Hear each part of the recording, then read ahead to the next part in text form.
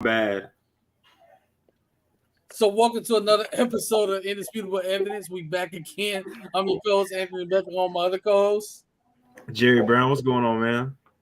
What's good? I'm Deuce Bigelow, American Gigolo. How y'all doing today? This shambolic. What did he say? NBA celebration. Hey, it's your boy Darnell, man. I can't wait to get into tonight's topics. We ain't even 30, we ain't even 50 seconds into this show, a minute into the show, and Marcus is already, you know what? Bye. Just bye. The hell with you. Hell, I was kidding. Come on. Respectful. We about to remove Marcus at this point. You know, let me go ahead and do that now. Hold on. You can't remove me. I couldn't stop it. Yeah, we gonna explain yourself, fool. What you mean? Oh, shit! I was on the screen. Hey, He didn't even see it, man. Oh, that's how funny. you doing, man? I was just playing. I was, saying something to get everybody into a lighter mood because it's a nice, Tuesday night. NBA is back in full swing. Opening nights happening. Game 7's going on in the NLCS. It's a nice day. I'm just having a little fun, man. Don't mind me. By the way, speaking of that, congratulations to the Texas Rangers on getting to the World Series. I want to shout them out. And by the way, this is what's crazy about that entire 7-game series. Michael Porter Jr., you fucking suck. As Darnell goes off on Michael Porter Jr. Darnell is going off on this, man. That man is not a serious basketball player. But for good reason. But KCP, to his role. Here's what was crazy about that entire series before we get into the show. Not a single home team won a game in that series. So basically, if you were a road team, you were guaranteed to win. Pretty much. That's pretty much. And Garcia from the Rangers, y'all better stop playing with him. That may be one of the easiest championship series MVP awards I've ever seen given out. Yeah, that was obvious, but we got a big show for y'all tonight. We will recap. We ain't gonna really recap because we all know what happened. We saw what happened. But we'll recap a little bit of the NFL, get into some of the teams that played, about some of the teams. Darnell and Jerry, y'all come to the stage. Marcus, good win on Thursday night. That was, first of all, that game was a snooze fest the first 3 quarters, but then that fourth quarter got exciting. It did. It got a little fun there for a minute because we came out firing. Because like we didn't have a bye. Our bye week isn't until after this game coming up. Yeah. So we played the 2 London games back to back. Came back home, played a divisional game. Then he got to travel on a short week, and we have a bunch of injuries. Trevor Lawrence came in not very healthy. Zay Jones missed another game. Walker Little's missing some time. Yeah. Devon Hamilton's still not back quite yet on defensive lines, and Tyson Campbell didn't play because of hamstring. So we came out a little shorthanded.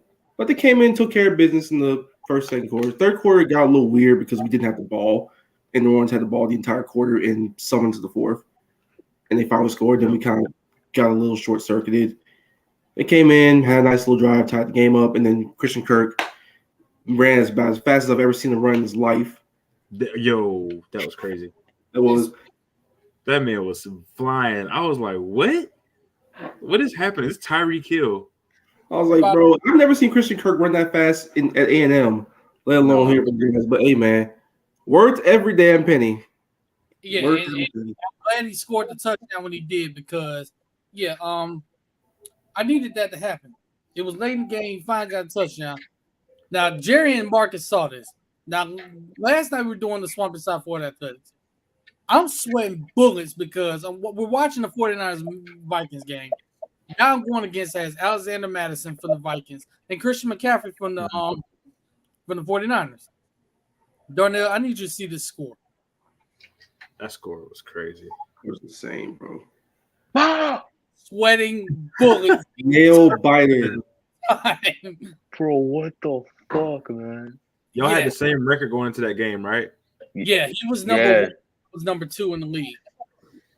Bro, that is a heavyweight fight in fantasy if I ever seen one.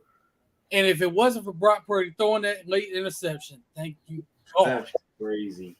But thank God we came out there with a dub. Play Pittsburgh this week. Then we get a bye. 5-2 on the season, so we're in a good spot. Hey, Yeah. Street saying y'all top 5 team, bro. Top 4, top 5 team. So The Streets would be correct. Yeah, y'all are in a good spot right now. So, yeah, that was I only got one loss on the season, by the way. We still lead the league in takeaways.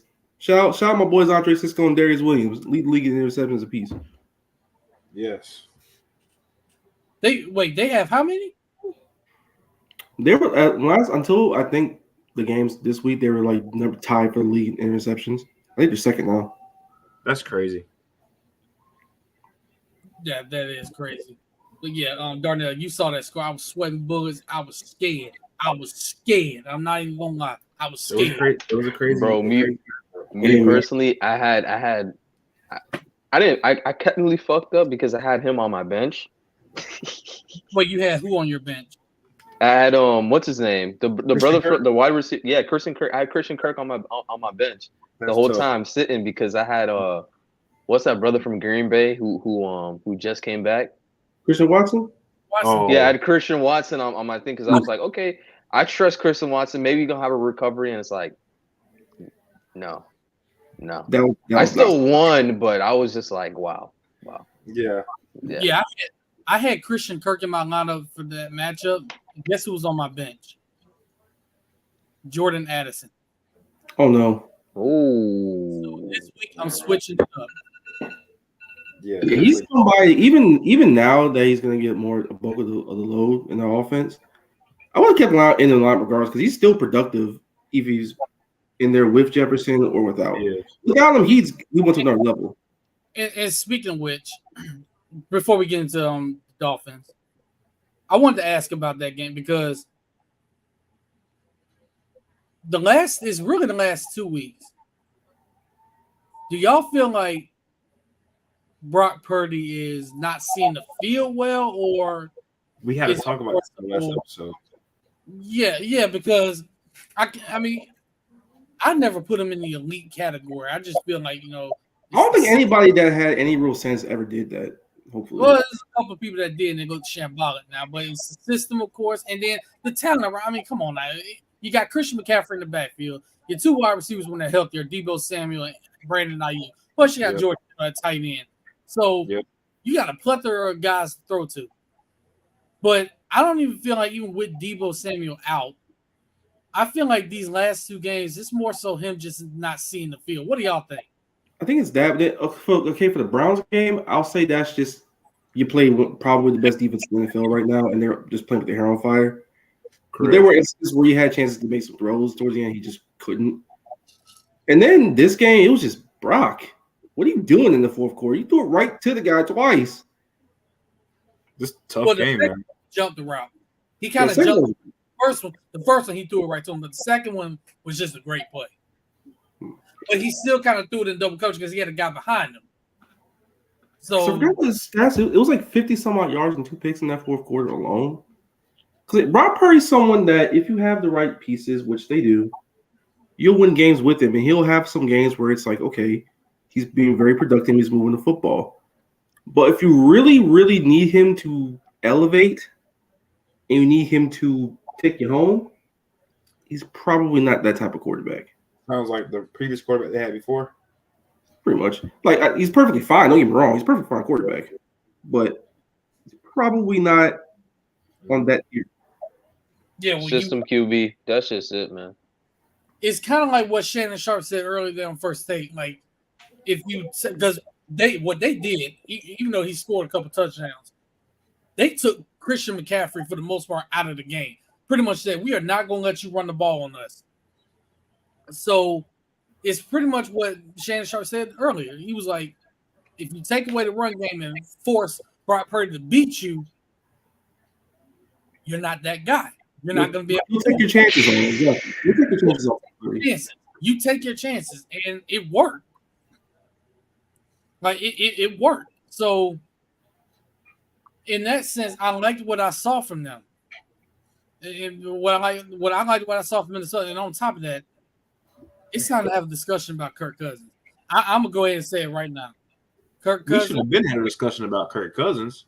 Kirk Cousins, I formally apologize for underestimating you as a quarterback. Now, I have you right now as a top, not only a top 10 quarterback, I'm going to say, the way he's playing right now, he's top 7. I don't know why this was ever a discussion. He's always been top 7 to 10. But he's always been like this. It's just. But the other guys were better, though. Exactly. He's always been in this ballpark as a quarterback. He's never been a bum. Yeah. I wasn't a bum. Far from it, really. It's just that when you get to the playoffs, it's like weird things happen. But pretty much, you'll take 23, 24 teams in the NFL would probably take him right now. Let's be serious. Out of the last several years, 20 some odd teams would take him gladly. Right, but I mean the way he's playing right now. I mean, if the team wasn't 2 and what are they now? 2 and or 3 and 4. They're 3 and 4.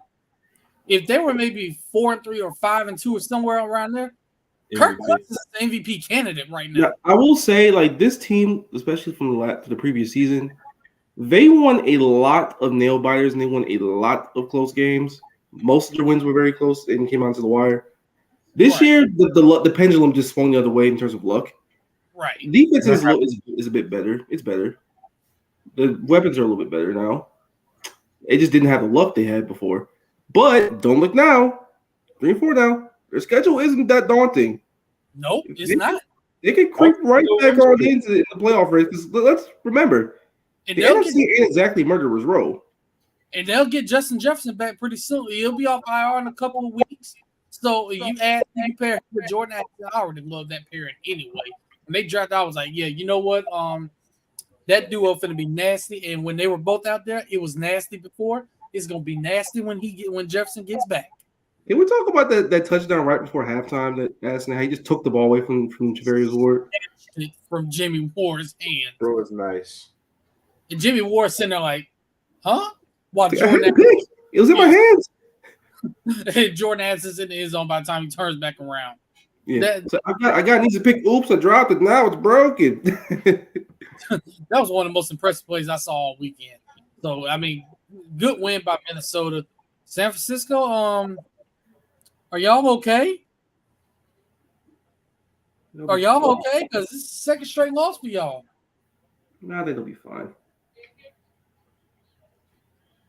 I'm just saying. That Cleveland loss, you lost on the road to an amazing defense.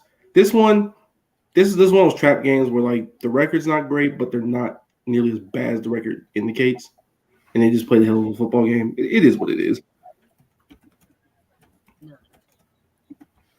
Now, if and when Darnell gets back, Jared, come on now. Come on. I'm waiting for Darnell. No, y'all both got to come to the stage now. Darnell. Y'all both got to come to the stage. Oh, solo run it right quick, man. You got it. Don't be shy. All right. Come on. Yep.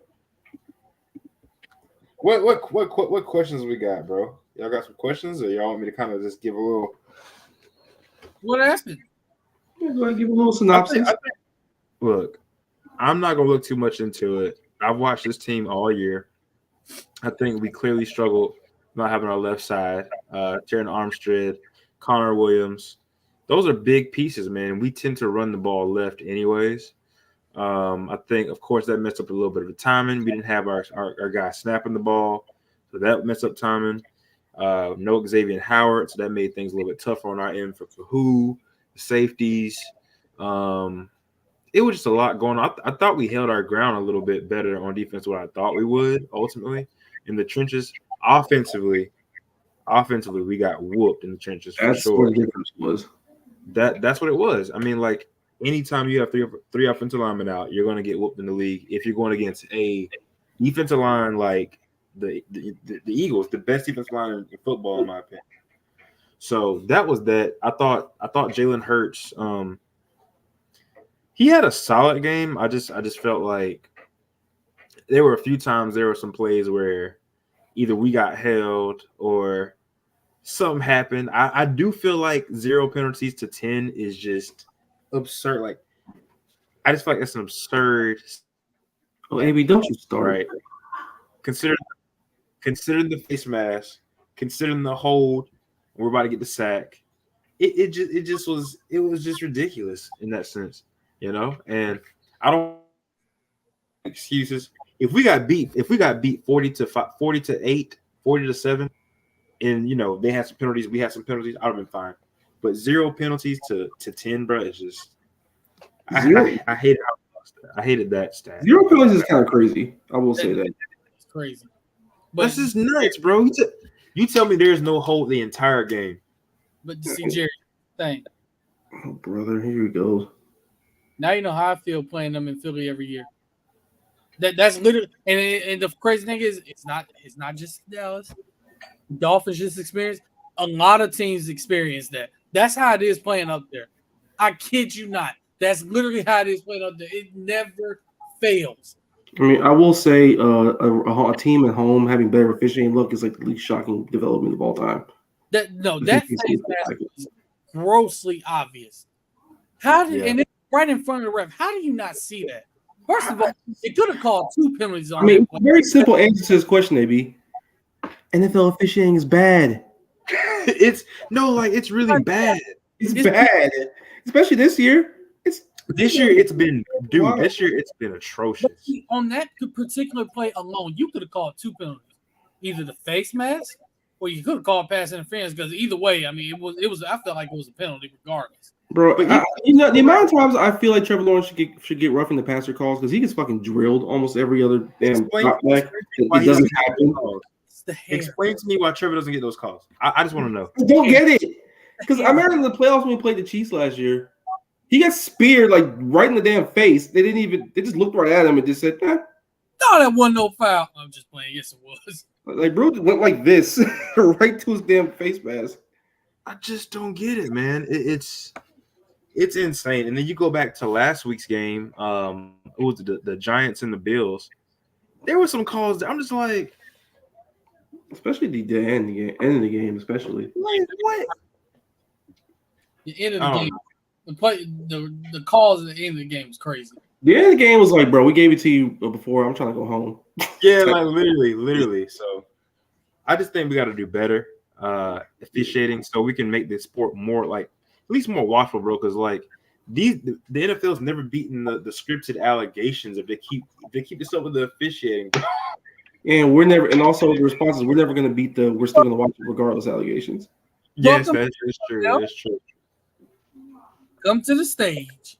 Your thoughts, sir. Listen, the turning point of the game, you already know that Tua interception. Yeah, that was all night. Yeah, that was a big rough. And then like you already know that last offensive drive that they had, man. They shut them down 3 times, bro. Like Tua got sacked 3 times, man. Push. It was crazy, Bruh. First, and then I'm gonna say this right now, real quick. That push is getting banned next season. Let's just go on and get out in front of it. We have to cry about that one. Yeah, they're gonna cry about it, but that play's getting banned. Why? But congratulations on them finding an exploit. It's not an exploit. They just get better leverage than everybody else on it. Yeah, that's true, but like, they're people complain about it. That play's getting banned. Stop it! I don't know. I agree. You gotta stop it, but like I said, too many people complain about it. So all right. So Marcus, what would you do to stop that play if you were a coach? For one, the alignment's never great every time people do it because they try to just out scrum the Eagles. But no, it's more of a leverage thing. You got to get leverage. You got to be able to slant to the other side of the defensive line. You got to be able to get under them. And your linebackers have to be able to be over top. The thing is, with the Eagles, they have the unique advantages of their offensive line being what it is and Jalen Hurts also being what it is. Jalen Hurts squats how much he squat? About 1,000 pounds. You're not going to stop that man doing that if he's getting 300-pounders, freaking pushing him along with his squat, bro. It's just not going to happen. Like he gets a low center of gravity, and the offensive line gets great leverage, and they get like 3 yards out of it. So basically, you have to defend Philadelphia like it's like it's 1st and 8, not 1st and 10. Because if it's 4th and 2, they're going to try that play. Mm-hmm. And that interception on fucking on what's his name on Tyreek Hill too, man. That was oh my gosh. That one was gut punching, bro. It was real gut punching. The thing was that was really striking. The Philadelphia defensive line just kicked y'all ass, injuries or not. Like Hassan Reddick and Josh Sweat single-handedly ruined the running game for the Miami Dolphins. Jalen Carter was a man possessed. Fletcher Cox was in there. He was a monster. Like, bro, it's just an embarrassment of riches up front for them. Oh, and by the way, who putting that roster together? Y'all want to take a wild guess at where Howard Roseman went to school? University of Florida. Wow. And speaking of Howard Roseman, Howard Roseman a gangster, bro. They won a big game on Sunday Night Football, and the next day they trade for Kevin fucking Byard. Yeah, that was insane. For like a bag of saltine crackers and some zigzags. That was just crazy, man. Yeah, they were making a crazy comeback when I was coming out, bro. Gabe Vincent hit like 2 big shots. Gabe Vincent hit 2 big shots. I can't wait to get into that. I can't wait to get into that. It's crazy. AB, I can't wait to get into that. Let's go ahead. Hold on. My last comment of the design. Eli Apple on that missed tackle. Fuck you, brother. That was so bad, bro. Why'd you sign that in the first place? Bro, that was bad. Eli Apple is literally. Why is Eli Apple still in the league? Is my question. I can't do it. Like, how many times did this man got to get cooked before people realize he don't need to be in the league anymore? Bro was talking about I'm gonna have a big game. We got rid of Noah Igwehamadi, and thought Eli Apple was gonna be a tremendous upgrade. Sadly mistaken, bro. What a you can't smoke that. Okay, guys. But yeah, y'all already know why we here. It's opening night. It's Let's go.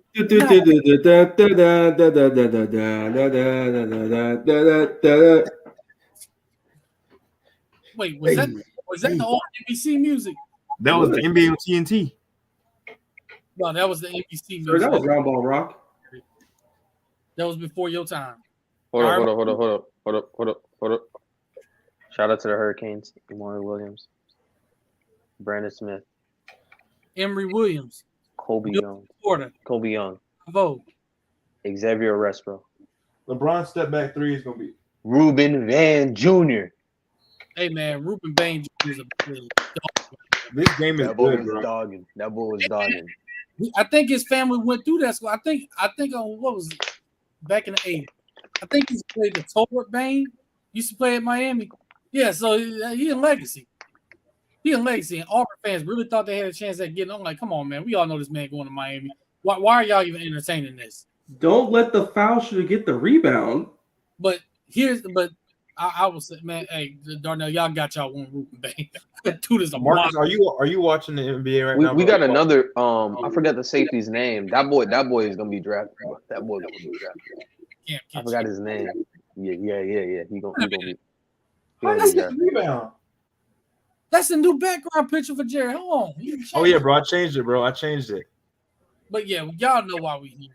Opening night at NBA. We got a good game going on right now between the defending champion Denver Nuggets and the Los Angeles Lakers. Right now, as we're doing this show, it is currently 94-90 in favor of Denver. Right now, with just a little over 8 minutes left in the game. It's gotten good now in the fourth quarter. Denver's pretty much had the lead for most of the game. And Jokic for 3. Bang! He got it. So now 7-90. But we are here to give predictions on the season. We're here to kind of break this game down, what we've seen so far. And we got another good game coming on later after this game with the Phoenix Suns taking on up and down. This nigga Jokic. We'll be taking on the Golden State Warriors, and we got news on that game for that game. Suns guard Bradley Beal will not be playing tonight due to lower back tightness. So they're going to be short a guy. Still should be a good game, though. You still got KD and Devin Booker out there. And then the Phoenix Suns have depth now. So I'm load interested. managing on the. In the sense that they're not running out there with NPCs and they have actual like NBA players that can kind of do things. They have actual depth out there now, so that's going to be interesting seeing how they all gel because it's going to take some time, with everybody kind of being incorporated. And on top of that, like I said, they don't have Bradley Beal tonight, so when he gets back, you got to incorporate him into the lineup and have everybody gel.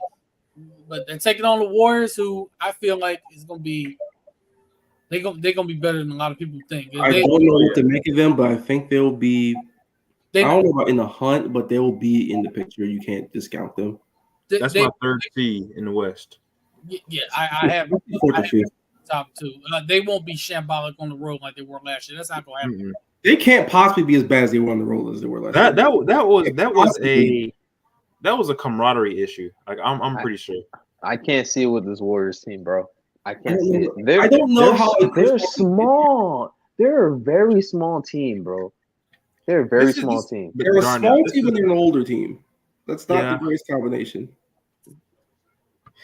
Now I will say their biggest selling point is the young guy stepping up. Especially shout out to my nigga Trace Jackson Davis and Jonathan Kuminga. In the night, I love Trace Jackson Davis and the fact that the Warriors got their hands on him. Yeah, that is a perfect fit. Yo, I will say I love that fit for that player and for that organization, but I will once again preface this by saying, who's the head coach of this team? Steve Kerr. He is not one of the young players. I will say this. There you go. I feel like unless you're a horny Bill. And even then, like that was a big problem for them that also kind of thing played into the camaraderie thing. Jerry was mentioning earlier. Yeah, like those are a lot of young players on that team, like the Moody's, the Kumingas of the world, that really wanted playing time, and they probably needed playing time, and it could have helped them because they needed young legs in the worst way. They sure did. And they just weren't getting it because they weren't on the timeline. So it's just it's a weird juggling act that they had to manage, and they still probably gonna have that problem for probably a couple months in this season too. So it's gonna be interesting to look at and interesting to monitor. Do you guys remember the? Oh, my bad, Davey. You go ahead. You remember the starting power forward for the 2015 Golden State Warriors? David West was he? No, 2015. Oh, 2015. David Lee. You remember when he got? Yes. You remember what Steve Kerr told him to do? What did he tell him? Get on that bench for the young fella on the team. Who is that young fella? Draymond Green. It's time, y'all. It's time. Hey, man. It's time. Circle of life. It's time. Yeah. Draymond. I don't think Draymond Green can be a full-time starter for this Golden State Warriors. I was about to say that. Do you think Draymond could be a full-time starter for this team at their highest? I don't think so. I'm gonna say this. I think he starts for them, but I don't know if he plays starters minutes. Correct. I see what you're saying. Yeah, because you got a lot of guys in the league like that. They'll start, but they won't play starters minutes. You'll have a guy coming off the bench playing like 32, 33 minutes a game. Tyler Hero was doing that for us when he was a six man. Right. He wasn't starting, but I mean, he was playing like 35 minutes a game, which is why he averaged 20 plus off the bench. Yep. So you have guys that can do that. So I think Draymond, he'll start. And I don't think he'll get the full starters minutes, but I think he and whoever comes off the bench for him will split those minutes. And then then Steve Kerr, he's really good at this. He will decide who in the clutch situation, late game situation, who needs to be out there. He is really good at that. So I think he's going to kind of tell me about it. He'll find a way to balance it. Because you can't. Well, to me, you can't survive with. Okay, because if they're starting off, you can't survive with Klay Thompson being your starting power forward. And you're being legit. Thompson, it has to be Jonathan Kuminga has to take that step to the point where they're telling Draymond, you're going to be taking that Iguodala role. Jonathan Kuminga has to step up and rise to the occasion. Same way that Draymond did in the past, same way Harrison Barnes did in the past for this team to win. Because the train's got to keep moving with younger guys if they want to get to where they want to go, especially towards the future. Because again, Klay Thompson ain't gonna be here next year most likely because Their contract situation is what it is. He's an impending free agent, so that's going to be a big situation to watch. Draymond, obviously, when's the end of the line for him going to be? Are they going to eventually go all in on the youth movement? How much is Steph Curry? And Mike is cooking with hot fish grease right now with this.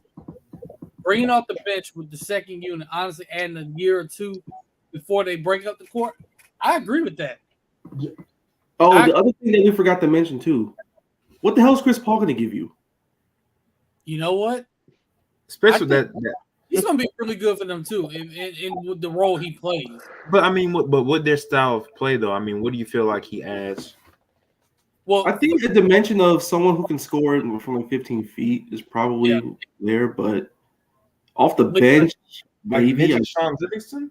Leadership off the bench. No, they may put him in the starting lineup. They may start. So CP3, Steph, Clay. That's an old backcourt. They may do that, so you have to watch for that. But if he comes off the bench, I actually like that role better for him because number one, let's just get it off the bat. Veteran leadership off the bat right there. But number two, guy that can handle the ball. You have to worry about guys coming in and they got shaky hands trying to handle the ball. So he's going to handle the ball really well. He can shoot still. That's one thing from his game that ain't never going to go away. He can still shoot. You just said it, Marcus, 15, 17 feet. He can still hit the open three as well. But I just feel like him with that second unit is needed, especially when you got young guys like Kuminga if he comes off the bench, Moses Moody coming off the bench. You need a guy like Chris Paul to be out there to help those young guys. Because and Brandon Podziemski. Him as well. But him on this team alone is going to help all of these young guys. Period.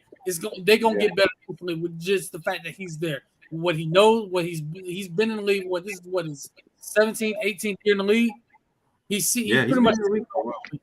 So him being on the team alone. That's one way of putting it, Jerry. Huh? He's been in the league a while. That's one way of putting it. Yeah, he's been in the league a while, but isn't he in the year 20?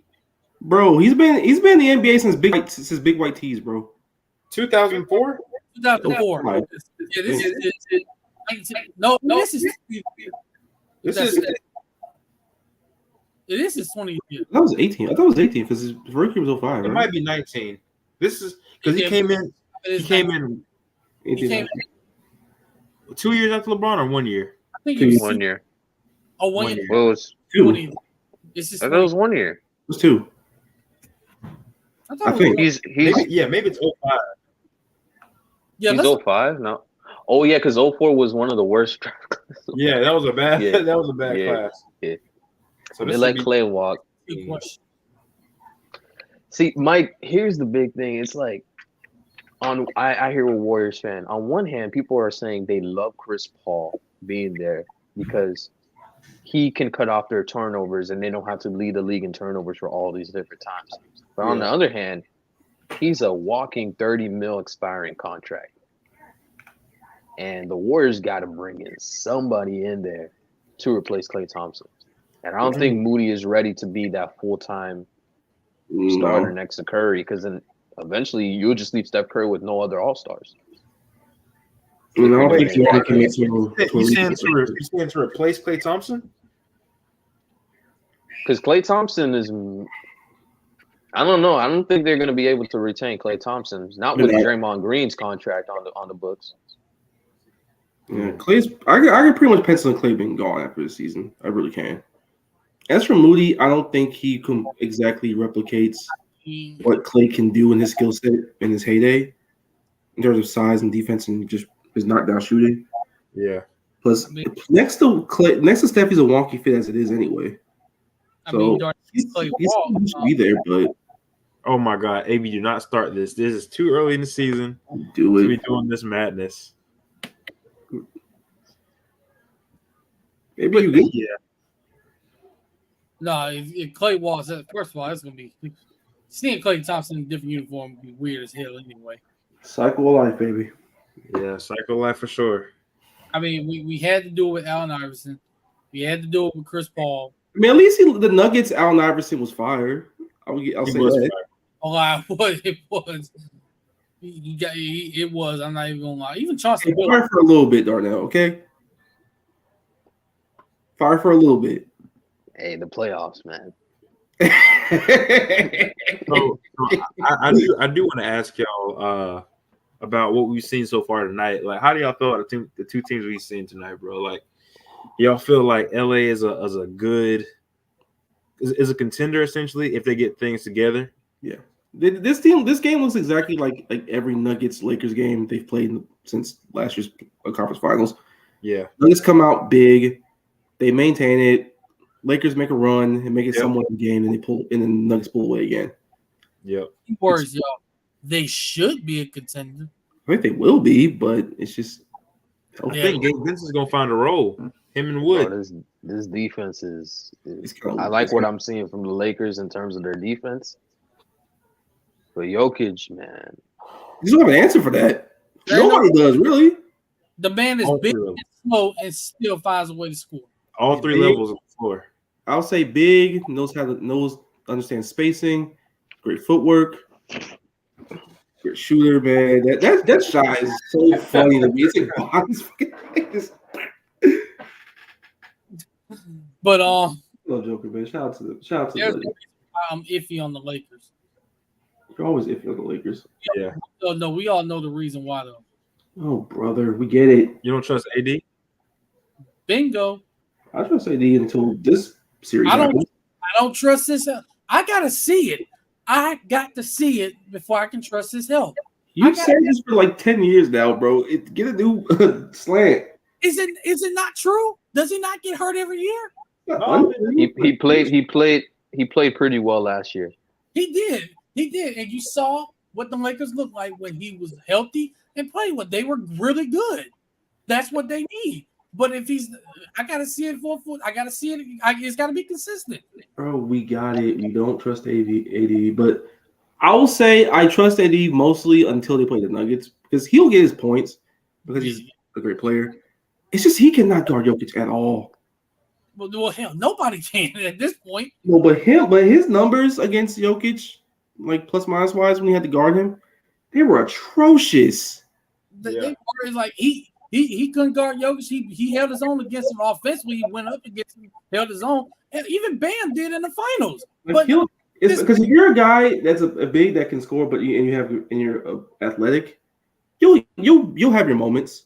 But when you have to actually guard him, that's where you run the problems because he'll just back you down, and he'll just do a bunch of crazy shit on you.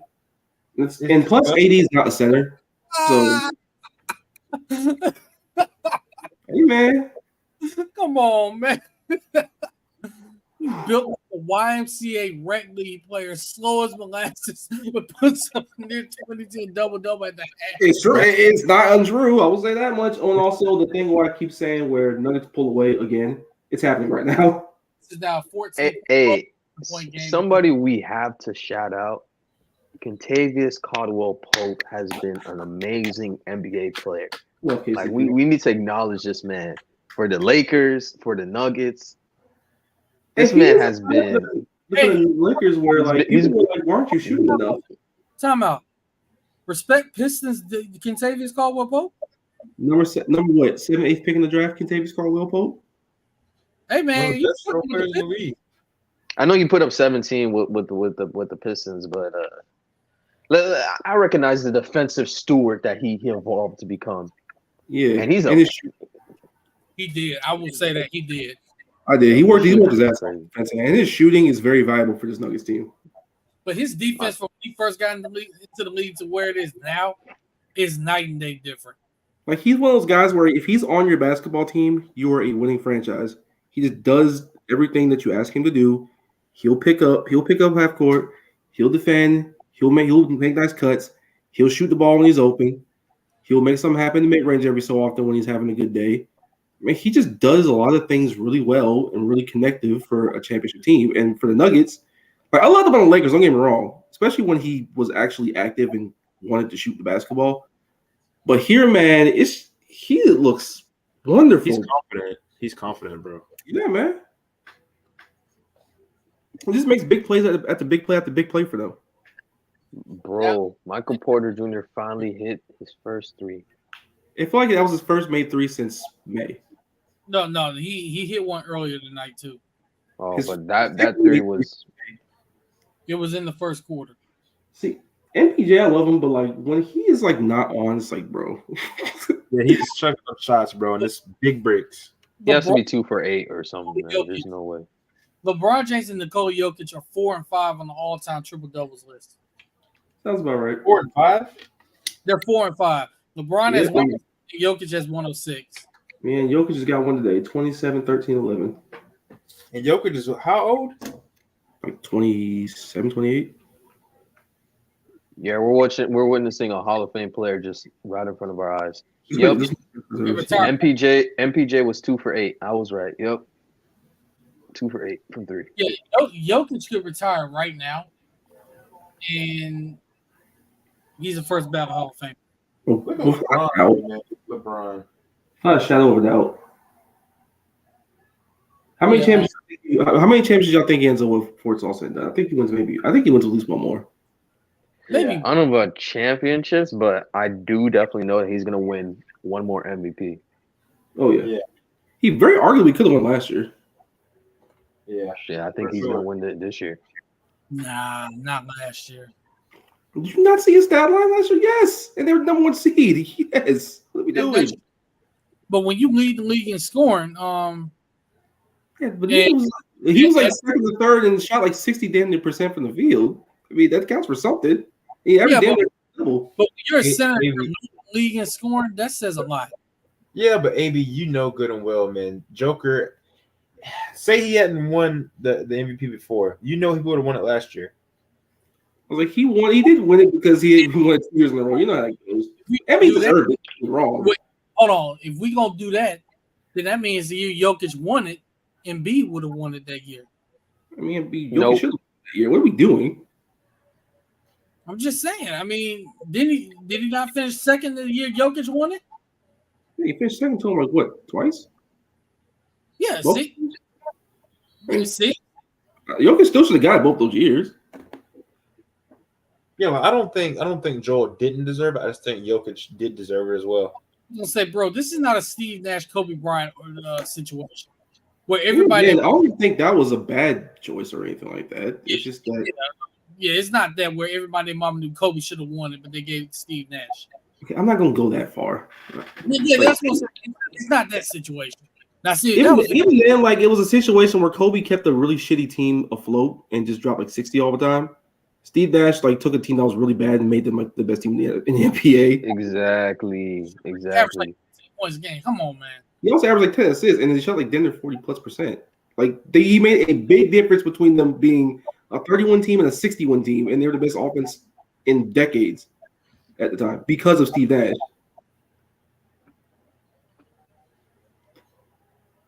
I think that's very plausible, Mike. Especially with OG Anunoby. Especially with OG Anunoby being a potential free agent. Could you imagine like that is something? Yeah. No, yeah, Marcus, that would be crazy. I don't want to. Cutting will be absolutely like flagrant on this roster. I don't want to imagine him on this roster.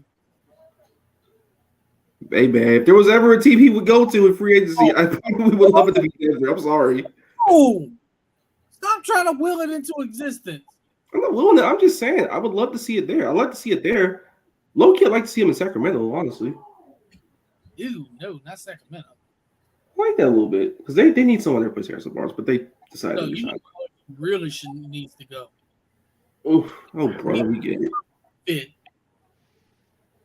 the Golden State Warriors. Anybody that I cuts would actually love that. He would be a perfect fit there. Speaking of which, with the Nuggets, real quick, just go back to them. I am noticing the bench is not quite as good in terms of scoring. They're not.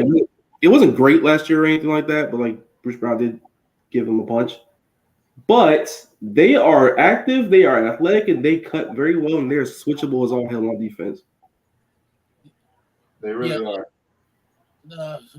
Michael Porter Jr. is still chucking up them shots. Hey, man, you had a good defense play on. You got a good rebound.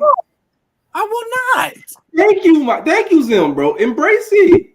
No. Bask in it. Anunoby to the Warriors would be a better fit. Mike, even you know that.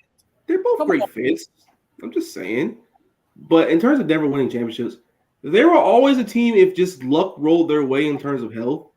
They were always there because they thought everyone was like, oh, they're never going to win anything. They don't win nothing in the playoffs. They had the normal cycle of teams who win championships. You get in, you get experience, you go in, you get more experience, you go further. The third year, injuries happened, and Murray didn't play for a year and a half, 2 years, so they were kind of floating and they were on pause. Then they kind of retooled. Then they retooled parts of the roster in between. We traded for Aaron Gordon, Michael Porter Jr. Draft him and you extend him. He gets healthy himself. Bruce Brown also off the bench. KCP. And then they're all healthy, and then boom, they dominated and won a title. Ew. Normal cycle. Oh my gosh. Oh Mike, my. are you a Knicks fan? Good night. He is actually. Pretty sure. Good night on this one. Mike, we need to have you on the pod to talk about the Knicks. We need this, bro. I'm dead serious. For real. Because I don't understand the whole point of trading Obi Toppin for 2 second-round picks when you are literally planning to trade Julius Randle at any moment. Yeah, I don't understand that one at all. Plus, people were like, "Oh, he's probably not gonna play in Indiana. He's in the starting lineup in Indiana already." Oh, also, speaking of a deadline of the rookie extension deadline deals, let's go through a couple of those. Ooh, you got the list pulled up, Marcus? Yeah, let me go into the. Let me pull it up right quick. Y'all feel some dead air while I get this up. Suns versus Warriors. Anthony Davis, y'all. 17.6 for 17 from the field. How many rebounds? In the fourth quarter. How many rebounds he had? Let me go back and see. He had 8 rebounds and 2 blocks. He has no points in this half. You know what's funny? They were showing a graphic in the third quarter. It was like early within the third quarter. We're saying both Jokic and it was bad. Eddie Curry. Hey Mike, did you see Raymond Felton, bro, playing in that league? Raymond Felton looks so different, man. Bro, Raymond Felton, he was always a bigger guard, but my God. Fat Ray gun charge Felton. Hey man, all right. But shout out to Raymond Felton, man. He really carried y'all for those little short games. He had the same kind of guns like T.I. too. Hey man, all I'm gonna say is cheers 2013 until that block happened. Hey. All right, now I got the list up, y'all. So let's go through a couple of these. So one of the big ones was Anthony Edwards. He got a 5-year, $260 million extension. Right. Face of the franchise, no one pick. He's lived up to the billing. He's gonna continue to get better. Great job, Minnesota. And great job, Anthony. I'm waiting to see what he does. I really want to see him continue to improve. And if they can playoffs, man, he's a different player there. He's played extremely well when they've gotten to those situations. So I really want to see what happens with the Timberwolves. Also, Tyrese Halliburton, $260 million extension. LaMelo Ball, same deal. Oh my goodness. Hey man, get y'all. Jeez. Charlotte is the NBA halfway house, so I'm really concerned. LaMelo Ball has to get his money though. He gotta have to. He's a great player. He's number 2 pick in the draft. He lived up to that. Numbers say you gotta pay that kid. So that's what that is. Halliburton also. Indiana's a sneaky team. Yeah, I'm looking out for them in the Eastern Conference. They're probably gonna be a play-in. I hope if things go smoothly. I really want to see what Jarris Walker fits with them. Yeah, and that trade where the Kings basically had to choose one of the two made out well for both organizations. Are we gonna potentially see a Miles Turner All-Star year? Is he gonna be on the team by the trade deadline? I think they're done trading Miles Turner. I think he's done? solidified their franchise. Yeah, because he's been the damn trade conversation for like 5 years now. If you haven't traded him by now, Supposed to go to the Celtics every year, bro. Yeah, every year. dead serious. Desmond Bane got $207 million from the Grizzlies. Oh. Really good, talented, rising player. I love him a lot. MIP watch. Hey man, it's coming soon. Devin Vassell from the Spurs got 5 years, $146 million. Steal. Dude's nice. Steal. I like him a lot. A lot of people just don't watch the Spurs very much, and they just look at that and like, what the hell is that Vassell? But no, he does a lot of good things well. Yes, and I really like him with Wemby. If he pans out like all the indications say that he probably will, so I'll take that. Do they still have Keldon Johnson? I believe so. Pablo Prigioni. Oh my god. Nah, that's disrespectful Prigioni? Prigioni's that was nasty. disrespectful to that 1 year of Jason Kidd, man. Hey man. Hey man, you got Brunson now, so enjoy it. Sanity. Ooh. All right, bro. Oh boy. All right, bro. All right. Anyway, so one of my favorite extensions, Jaden McDaniels, 5 years, $136 million from the Timberwolves. Very talented. Very talented. Fair value.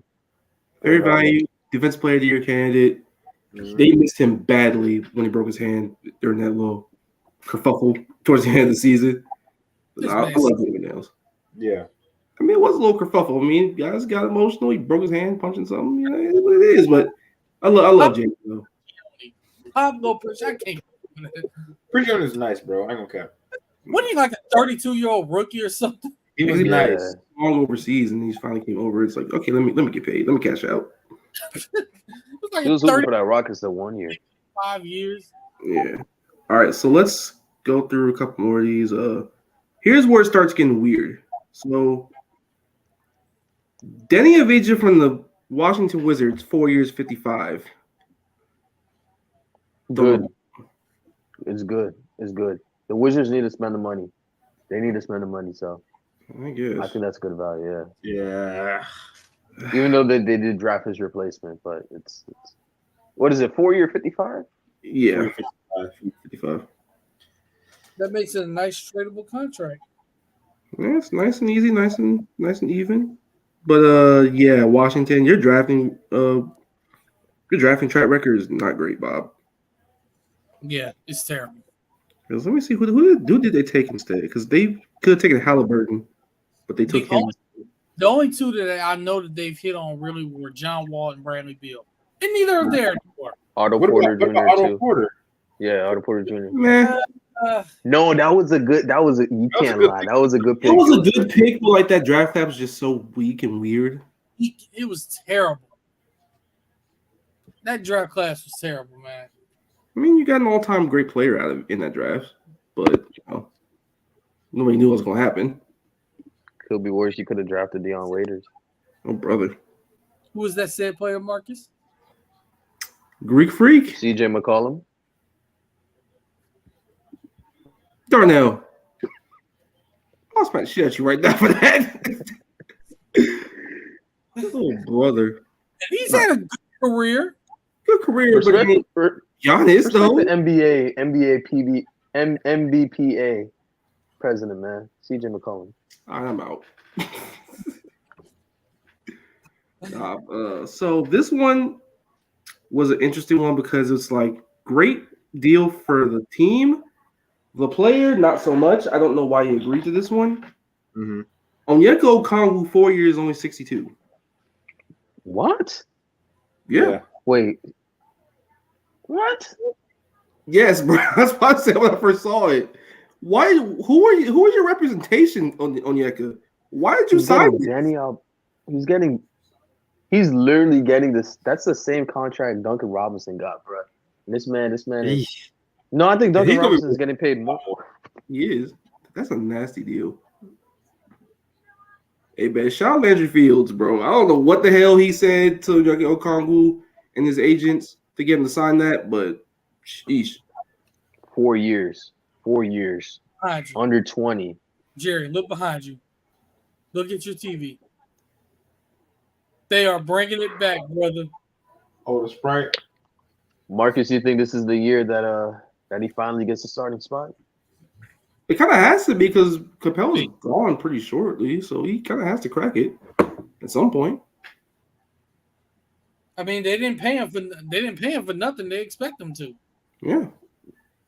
Watch out for Clint Capella to the Phoenix Suns.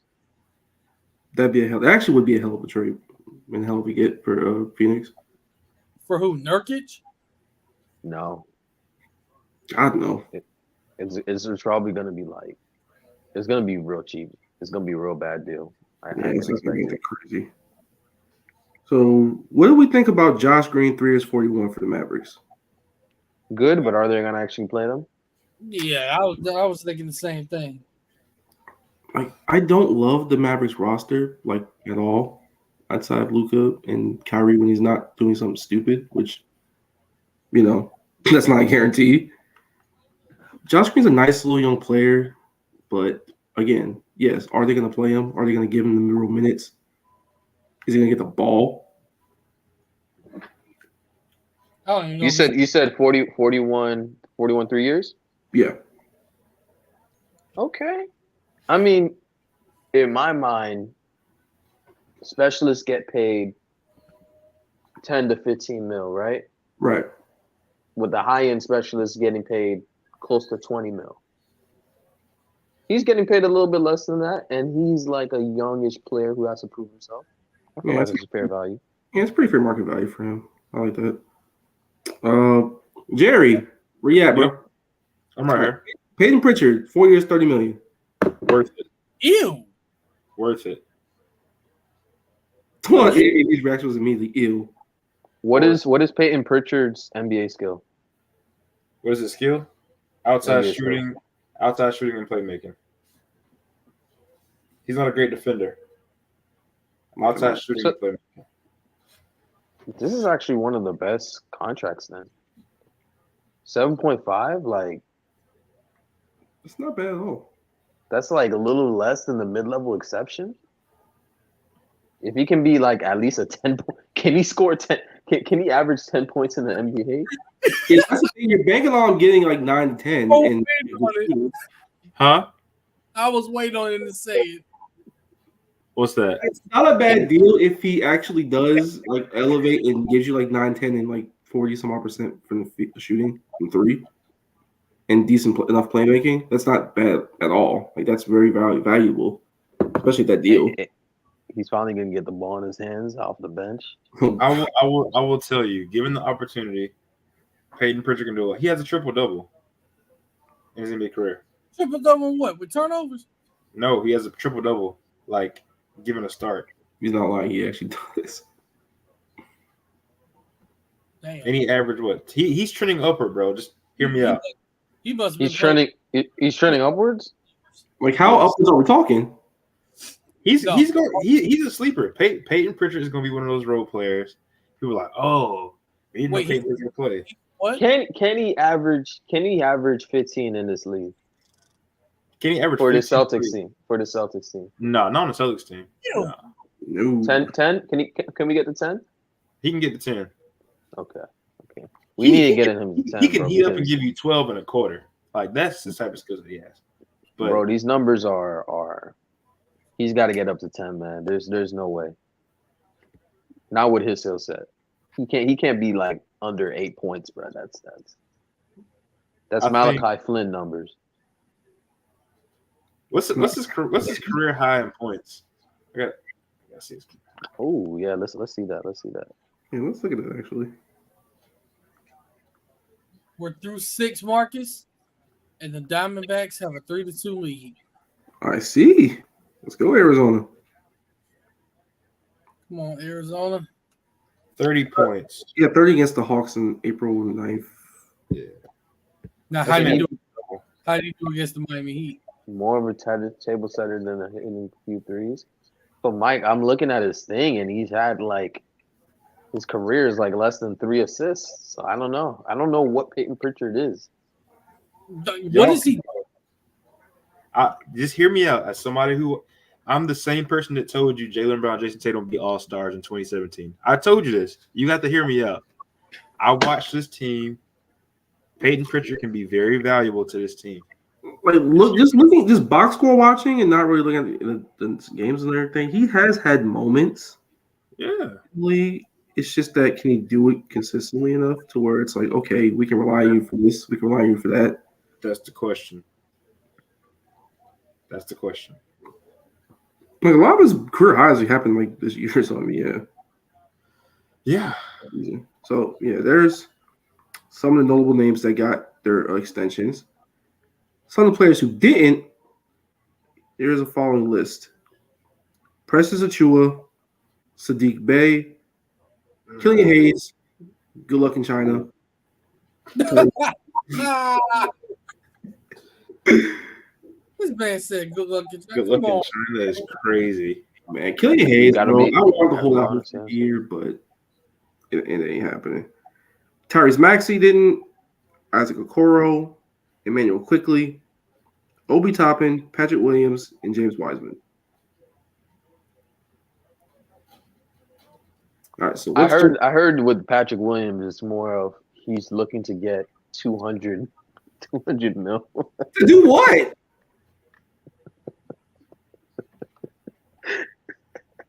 He's looking for a 200 mil. That's why they haven't really given him a contract extension. But who? To do what? Why? Mike, I see that matchup too, by the way. I need that. What's your opinions on Patrick Williams? I like Patrick Williams. He's the only real size they have outside of like Vucevic, but like, here's my opinion. I will say that year where they were making a little bit of a run, it felt like, and then he got injured. That kind of derailed a lot of what they wanted. And again, he's the only real size they had, and he does provide some versatility, but a $200 million player, absolutely the hell not. All right, here's my real opinion, y'all. Patrick Williams. Oh my God! Uncensor yourself, why don't you? He can at least shoot. It's just he can't shoot. I'm not paying. No, he can shoot. He can shoot. Unhinged. He shoots okay, but not enough to where I'm like, I gotta sign him. I need him on the roster for this X amount of dollars. No. If you get this man $200 million, you are a. Yeah, he could, bro. 42% on 3 attempts a game from 3. Yeah, I agree, Mike. I agree, Mike. That's what I'm saying. I do think that they'll bite the bullet and try to give him 25 in that shit. Like a 25-3, 25-3. But he's really their only asset, so. Yeah, Chicago's barren when it comes to assets, dude. It's bad. Their only asset? The only real asset in terms of I feel you. Kobe White, I guess. Respect Kobe White? Man, I like Kobe, but man, I don't know about 8 games as a starting point guard. Dark horse MIP player right there. I mean, I don't know because, well, first of all, the Bulls been on the verge of blowing it up for the last 3 years. Honestly, I wouldn't be surprised if this is the year they finally do it. They need to because Lonzo's done for the foreseeable future. Yeah, his career is over. Vucevic, he's get him out of the way. He still can. DeRozan. He's 34, but he's going to be a free agent, so he may be on the trade block. Yeah. Also, one of the worst contracts in the league. That contract's not great. It's not great, man. Same with Levine. That's the tough part. Oh, like your two best players are in the war. All right. Respect Zach LaVine. Are you going to be playing Zach LaVine $40 million? Here's my answer to that. Like, will he get $40 million from somebody? Probably. Yeah. Is it $40 million? No.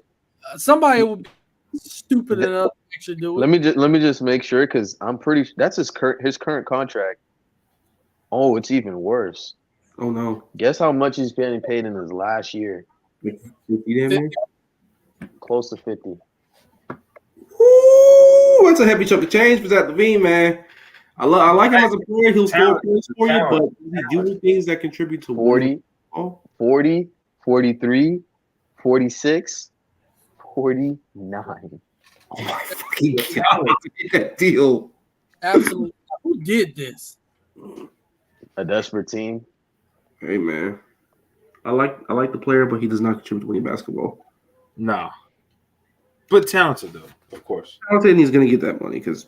So, Jared, you telling me you wouldn't take him in Boston? No. No. You sure about that? Over who? Derek White? No. What? No. Absolutely. They don't need. They have plenty of scoring here. They need more defensive players. Yeah. All right, let me ask you a question. Zach LaVine chucking up shots, or Jaylen Brown trying to dribble with his left hand?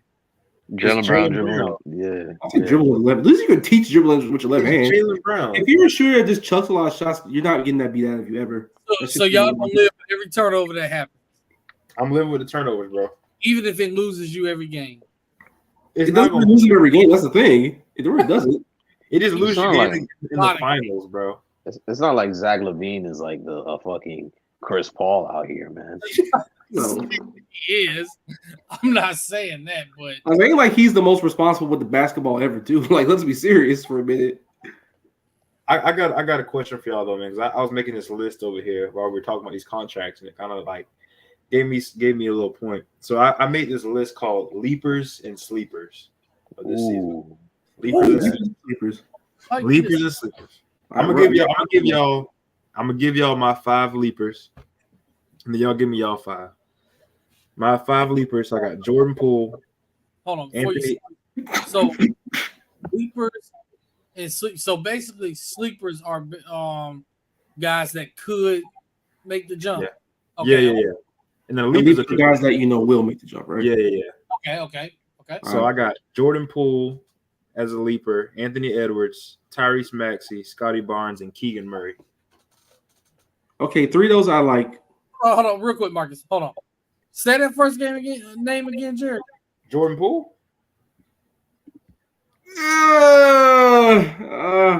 Poole gonna make a leap. I think he'll leap in the sense that he'll get the ball a lot, and they'll get into chances probably. He could average mid-20s a game, bro. I guess he should shoot the ball mid-20 times a game. He gonna make a leap. Somebody got to shoot the ball. Yeah, he's gonna make it right into the stands. Like, bro, I remember that preseason game where he had like 40 some odd points, and the very next one he had like 2 or something like that.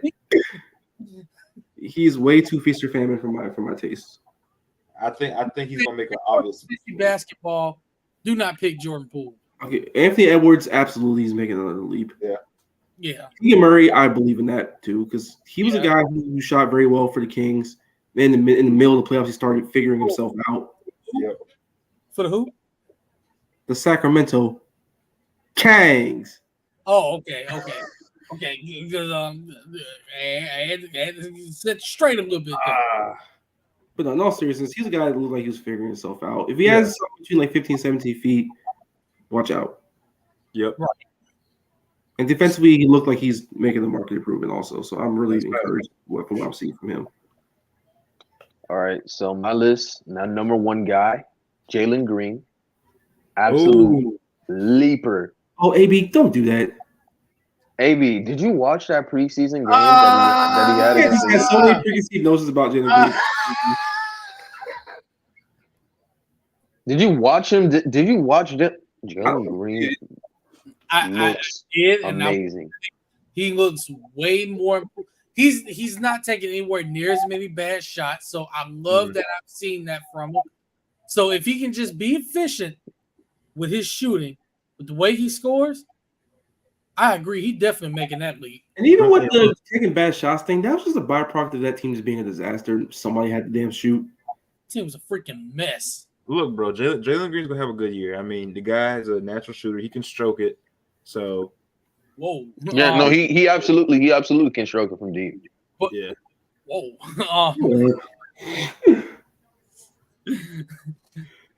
But so then, my next. Let me get my next guy out there, man. Ime Udoka got to stay focused too, though. Yo, he better not be. Hey, he better stay woke, bro. Because he done had experience with a Jalen before, and the last name was a color. He better watch out. Nice. Good offense from Sorry, Darnell, we had to do it, but I will say this. I will be honest. Ime Udoka coaching this team, adding guys like Fred VanVleet, and much to my surprise, Dylan Brooks. This looks like with Jalen Green doing what he's doing, this looks like this is gonna be a fun team to watch. Will they win a lot of games? No, but will they be fun and they look more functional? Sure, yeah. They definitely will. That's the key. The key is more functional. They need to be looking like a winning basketball team, not just a symbol of just talent. Yeah, right. Just balling out there and I like Nurkic in his lineup, bro. Low key. My number two sleeper is gonna be the immensely talented Jalen Johnson from the Atlanta Hawks. He will be their starting forward. That's your leaper or sleeper? That's gonna be one of my. That's gonna be my sleeper. All right, okay. It's rough out here. It's rough out here. Yeah, Mooney. Damn. Yeah, but that's real rough. It's got Darnell, my bad. Yeah, I said Jalen Johnson of the Atlanta Hawks. He's gonna be a big reason why. Love that one.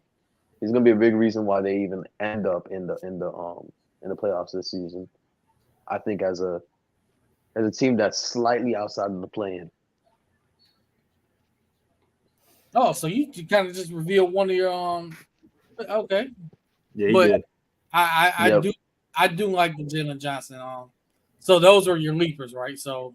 And then the next one, I'm trying to get out. I'm trying to get up the rest of them, man.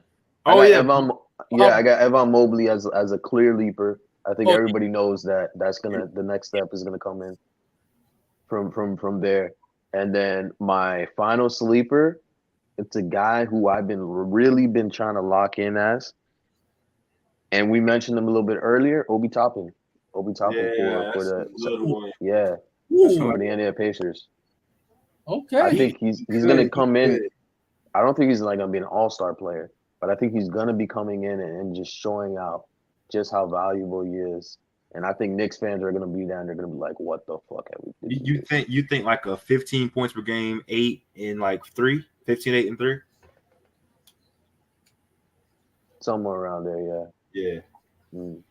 By the way, y'all, the Golden State Warriors did exactly what I thought they'd do. They did start Chris Paul then. Yes, they did. They started Chris Paul with Steph Curry. Wow. Andrew Wiggins at the 3. This backcourt defense. Well, I mean, Chris Paul can play defense, but still the size is like Chris Paul can play defense. Nurkic, you got him. He used to.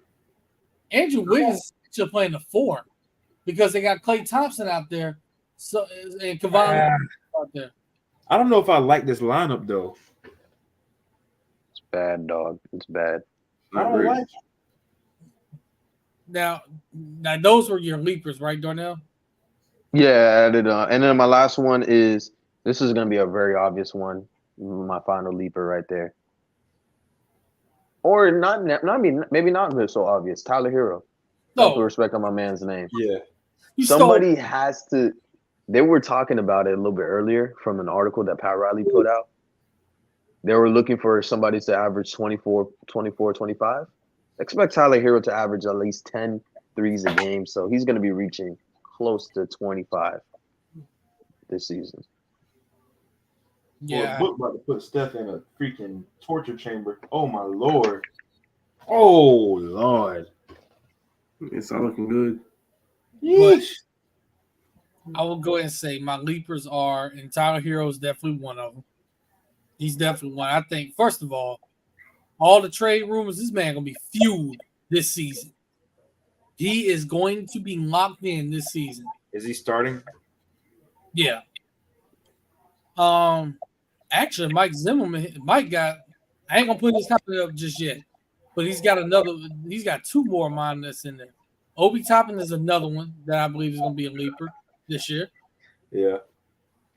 And I actually really like the fit with him in Indiana because you got him next to Miles Turner with Ben Mathurin, with watch out for Andrew Nembhard. Andrew Nembhard had a sneaky good season You remember that those stats I showed y'all about his defense last year? The last time we were on. Yeah. I couldn't believe that shit. Denbar? Yeah. He's out there defending?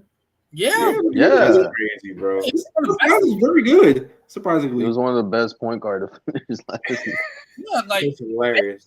I'm just saying, hey, he proved me wrong, but so far. Yeah. But gotta see more. But I like what I saw of him. But Obi Toppin is another one because his fit in Indiana, he's gonna have way more opportunities than what he did with the Knicks. Because of course the Knicks had Julius Randle, they didn't know which one they wanted to play. Now he's got a role and he's got to fit in Indiana. I like what I've seen from that team. I think that team's gonna make the playoffs this year. I'm just going to say that. I like it, man. I can see it. I can see it. The other one, and I was hesitant to put him in there, but I'm gonna put him on there. Shaden Sharp in Portland, I think. Bro, you are that man. AB is not letting off that Shaden Sharp train. Not letting off of it. I'm not letting off. He's holding on to those stocks for dear life. I think he does make a leap this year. He's gonna have a bigger role. I know they got Henderson. Scoot is probably gonna win Rookie of the Year. Define leap. No. Wait, hold on. First of all, besides Big W, he not gonna be over Chet Holmgren. Chet Holmgren is that guy. AB. He is that man. He is good. He is that man. He's going to be the reason why they went to the playoffs, bro. Which is why I'm higher on Oklahoma City than a lot of other people are. I'm very high on Oklahoma City. Don't get me wrong. One of those guys is my leapers, actually. Can't wait to get into that because he stays healthy. Yeah. Oh my god, Matt. Now that we're on the topic of OKC, I will say as a spoiler, one of those guys on that team that I really love and I'm really looking forward to watching is one of my leapers. So I'll go ahead and do it. Keegan Murray is one of my leapers. All right, Keegan Murray's a leaper for me. Ben Matherin's a leaper for me because I really love this game coming out, and I think he'll another year under his belt. He'll look good. Shout out my Haitian guard. Jalen Williams in Oklahoma City. I think he'll make another leap. The boy, nice. Dark skin Jalen, bro. What you mean? Damn, no love for Arkansas. No, I like Arkansas Jalen Williams, but like, he got two of them. And he gonna have some fat contracts later on, bro. I ain't gonna hey man, they are defense and shooting. Yeah. Keegan Murray was another one for me. So far I got Tyler Hero, Shaden Sharp, Obi Toppin, Keegan Murray. My last one. This is gonna get nasty, isn't it? Nope. My last one. Marcus, you stole it. Dark skinned Jalen. Yeah. There we go. It's going. And it's just you look, and the reason why is you look at the way this Oklahoma City team is built. First of all, they did a hell of a job drafting. They did. No. So they traded for all these picks and hit on all of them pretty much. Chet's coming back in the fold. He's healthy. Josh Giddey continuing to distribute the ball. Shai Gilgeous-Alexander not only distributing the ball, but pretty much scored on everybody. Yep. With authority, I think Lou Dort is going to be more efficient this year as well. It's over for Lou Dort. It's over. He's going to roll with them. I do. It's over, dog. I don't think he's not going to take me. AB, hear me out though. If you're OKC, right? You got Lou Dort, you got Trey Mann. Would you, if you're trying to win now, would you trade those two in a package to get, some type of upgrade at forward? I mean, yeah, but I mean, because you could send them somewhere and somebody would be happy to have them. Like, listen, them boys going anywhere but South Florida. Them boys better be ready to be hooping in the cold. Because the Thunder have 4 first-round picks for next year's draft. They don't have any more roster spots available on their team. And OG Anunoby is a upcoming free agent. I was going to say, and there's a player in Toronto that's about to be a free agent. Hey, bro. They got 2 of them up there. But Darnell, I gotta be biased, man. I don't want Trey Man going anywhere but South Florida if he gets traded. We get it. Come on, man. Bro, Pat not gonna play him over Drew Smith, so what's the point? Hey, man. Hey, the business decision got to be made there. According to who? You? But put me on the phone and let these trades get done.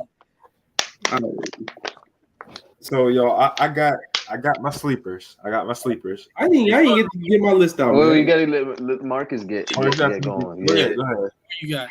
Like I said, for my leapers, I said Edwards, Murray, Mathurin, Jenna Williams. I'll go Desmond Bain because he's gonna have to take on a lot more offensive responsibility now than with the whole Josh stuff and Memphis being just decimated by injuries. Mm-hmm.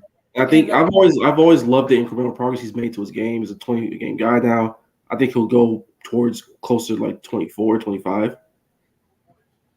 So those are my 5 leapers right there. I like this about Mike. That's good. I like this. Ochai Agbaji. Ochai Agbaji, yeah. Şengün. I love Şengün. He's actually one of my sleepers, Agbaji. Yep. Oh, he is? Şengün is one of mine.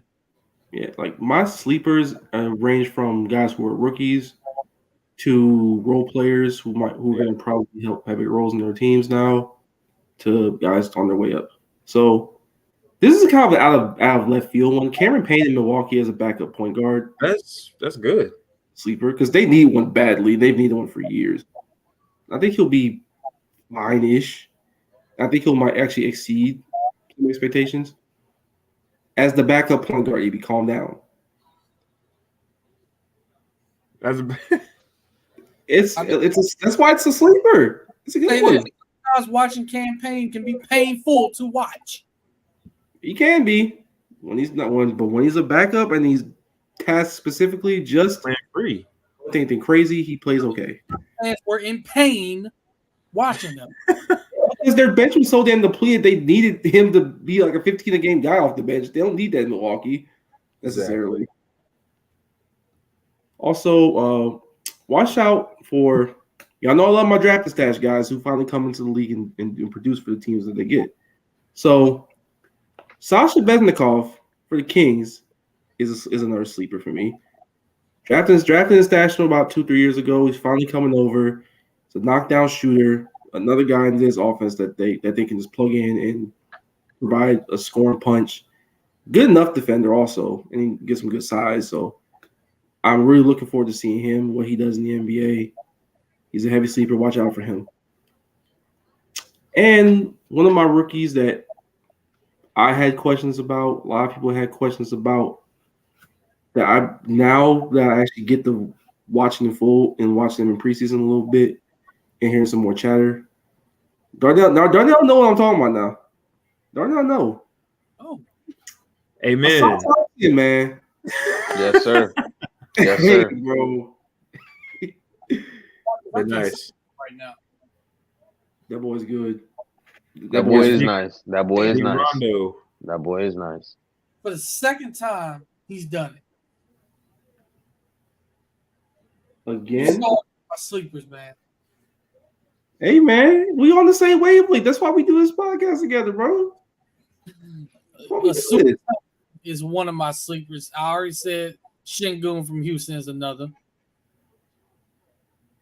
That's a good one. Oh, Ochai Agbaji, as I mentioned earlier. I like him. Yeah. I'm going to go off the radar with the rookie here. Darnell, you were going to be shocked. Oh, Jesus. I'm going to say Jaime Jaquez Jr. for the role. I knew it was coming, bro. I don't think that's a shock, actually. What I saw from somebody, and then in this preseason when he did play, with Jimmy taking him under his wing, learning from him, yeah, he not only is he ready to play, he's ready to play a big role for them this year. So I'm putting him I don't know there. big role, but he will. AB, I gotta ask you, do you remember this former Heat legend who played for them in the 90s? This man is one of the best. Sam Smith? Yeah. Or Steve Smith? Steve Smith? I'm gonna say who exact same. Yeah. It was not the fat boy. That fat boy could sing. Nah. But Steve Smith. Hey, the same. I see the same exact game. Same exact game. You see the vision. I'm telling you. Mike stole another one of mine. Marshawn Beauchamp. Oh. I love that one. I love that pick for them. I'm going to go ahead and put it up. I love it for him because Dame being there, you're going to learn from him. He's already pretty. This is why we got to get you on this damn show, man. You be dropping some jewels, man. No, Mike, bro. He be dropping. Mike, you available next week? Well, no, not next week. The week after next. Basketball savant right there, bro. Yes. Yeah, the week after, not next week. The week after next, we got to get you on. But my last one, because that's 4, right, for me? Yeah. My last one. This was tough because as much as it pains me to say it, y'all, because I can't stand this team now after watching them.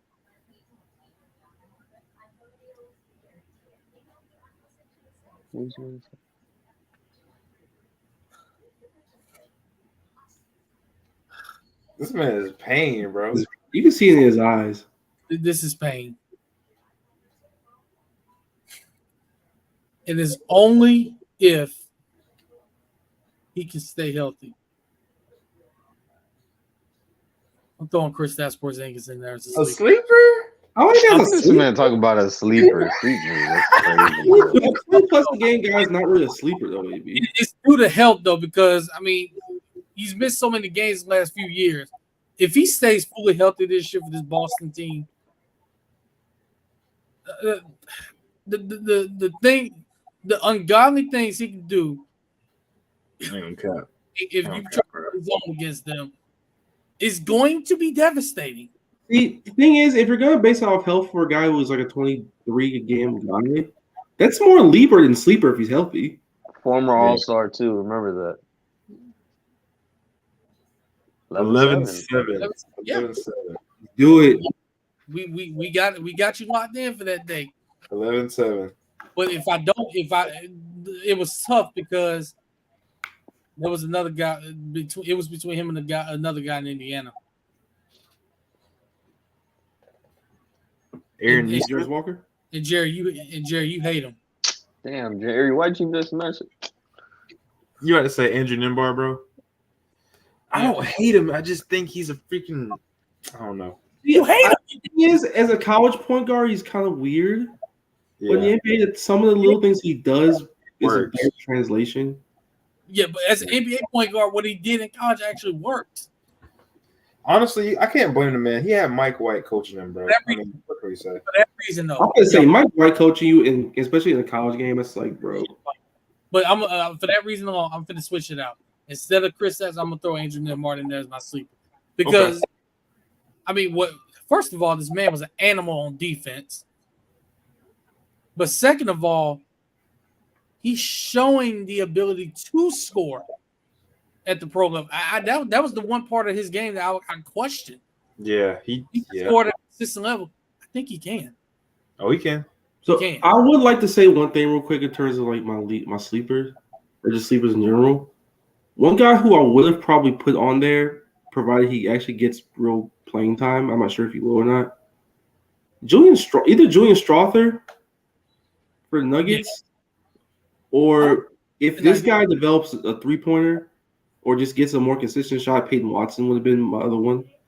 Because his activity and his length and his defense is very good. It's just the shooting needs to improve. I don't think Julian Strawther played tonight. That's the thing. He didn't. Playing time, yeah. He did or he didn't? Yeah, I think I saw him in street clothes. Yeah. There was no opportunity to play. Okay, Kaminga. Speaking of out, Draymond Green is out for this game. He's not playing in this game either. I like. Yeah, Kuminga's- Draymond's been out with an injury. Yeah. I think he's been out with an injury, so he's not playing. Bradley Beal's not playing for the Suns. Right now, the Suns are 24-19 in the first quarter. Been a pretty good game so far, but we'll see. We'll see what happens for the rest of this game. But yeah, Jerry, sleeper list. My sleeper list, number one, first things first, is Peyton Pritchard. I think Peyton Pritchard gets a chance to prove himself. You're not gonna let that go, are you? No. Peyton Pritchard calls guys overseas, say, "Come to my house, bro, or come to my court. We're gonna play one-on-one. I want to cook you." Anybody who does that is definitely gonna be him. All right. Peyton I'm Pritchard. not letting go of my Shaden Sharp agenda. Jerry's not letting go of his Peyton Pritchard. My agenda. Peyton Pritchard agenda is alive and well. All right. Number two, Hayward Highsmith. This guy, I watched him. Listen to me. Really a sleeper? He is on my sleeper list. Reason being, this man can lock down your best scorer. Jerry, I got a question for you. What did this man say? Did that hurt coming out of your mouth? No. You No. sure it was painful to say that? Because if you asked me last year who would be a sleeper, I wouldn't have said Hayward Highsmith. I wouldn't have said Caleb Mark. I wouldn't have said any of those guys. But I trust the developmental system. I mean, Caleb Mark's case, he did play for like the team that was number one seed like 2 years ago, so I wouldn't call him a sleeper necessarily. But if you had told me he was going to outscore, He did not make in that that series you're talking about with Boston 1-7. He did not make the leap, that type of leap in that series. He didn't do what he did in 2022. He did in 2023. correct. No, but I mean, like, he's the guy that but I would say he was. If you're paying yeah, attention. because remember he was a big piece of why we beat the Hawks in the first place. He was. Yeah, he was. Yeah. Huge piece as to why. He was huge. Him and Struz. But if you listen to this and you sleep on Hayward Highsmith, your favorite player will be getting guarded by him. I'm pretty sure, and it's not going to be fun. Provided he actually gets on the court, yes. And by the way, he getting on the court. But He's by on the the court. that shot is smooth now. He can shoot.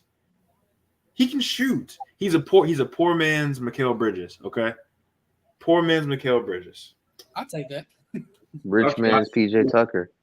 Oh my god, he's definitely better than. All right, let's spice this up a little bit, y'all. Yeah. Leapers and sleepers in terms of teams. Well, hold on. Let me finish these last few. Okay. We got this one out yet. Benedict Mathurin is a sleeper. I feel like he's a leaper and a sleeper. I love Benedict. Okongwu, major sleeper. I think this guy is going to be vital to the Hawks being a possible 6 seed. Yeah. And lastly, kind of cliche, but Austin Reeves. I think he's going to have to be a guy that steps up. So I would say he's a leaper because of the contract he got. Yeah. Put him as a sleeper though. Yeah, I think he's a sleeper player. I don't think people take him seriously. So Defense can improve is the question. I mean, because they know who he is now.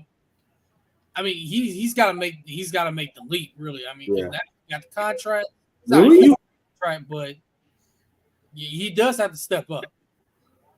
So I like Austin Reeves as much as the next person. I really do. Mm. How much of a leap would he make? See, that's why Marcus, they're expecting him to be. I mean, if you look at what Darvin Ham has been saying, what LeBron has been saying, what AD has been saying, the promotion and everything, they're looking for him to be better than D'Angelo Russell. Yeah. D'Angelo Russell's a tricky player. I don't know what to think about D'Angelo Russell. So, but Marcus, I like what you said. Bro. You said leapers and sleepers as far as teams. Yeah, I like that. Yeah. Well, I'm gonna start off, man. Everybody knows this. Number one leaper is gonna be the end of the Pacers. I wholeheartedly believe that.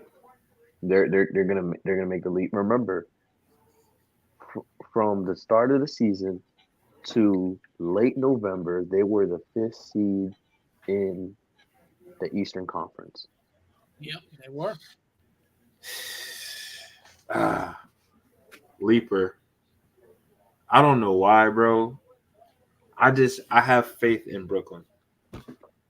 I think their defense is going to be really good this year. I think Ben Simmons is going to be able to play a little more free. I like Dorian Finney-Smith, Ben Simmons, Mikal Bridges. I like Royce. I just think they're going to have a really good defensive team, and then they're going to be able to score a little bit. I don't know how much they're going to be able to score on elite teams, but I think they're going to be good enough to compete. So, see, I think Brooklyn's very much the quintessential 6th seed. I got them at 7. Leaper. By far and away the easiest choice on here. The Oklahoma City Thunder. Yeah, that's pretty clear cut, honestly. Clear cut answer. And the best in the league on a 3 by Moses Moody. Bro, my thing is, as far as like, we know that's probably gonna be sleepers. I'll do that for sleepers. The Golden State Warriors? Sleepers? You have them as a sleeper? No, my sleepers, I have 3 teams. Okay. I got New Orleans. Ooh, I love that one. That's a sleeper. I got OKC. And then I was listening to Paul Pierce, bro, and KG on their podcast. No, listen, look, bro. I thought about it. When you look at what Wemby does, it's unfair. It's unfair, bro. And so you can't tell me. You replicate that in practice when you're trying to game plan for them. You can't. You just can't. So, like, I think if they can potentially be like a 9th seed and have like play-in aspirations, I think they can make it because, I mean, the guy's just unreal.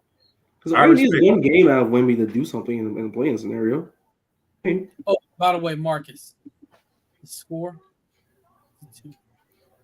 I seen they held that. They got a little bit of jam and held on. That's what's up. So, you got any more, Jared? No, that's it. New Orleans, Sacramento, and OKC.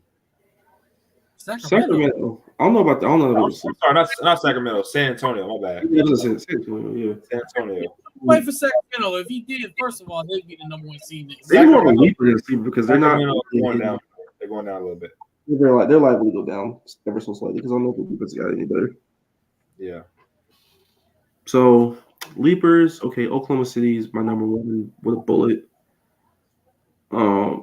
Indiana, I think they'll take another step forward if things go correctly.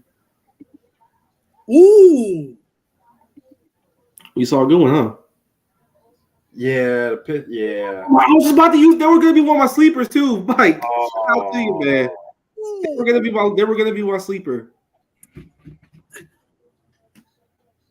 Yes, so yeah, sleepers, OKC in Indiana, easy. I have a lot of sleepers. San Antonio is 1 easy. Detroit, if things stay healthy and they figure out their big rotation. Dang, Houston's a sleeper for me.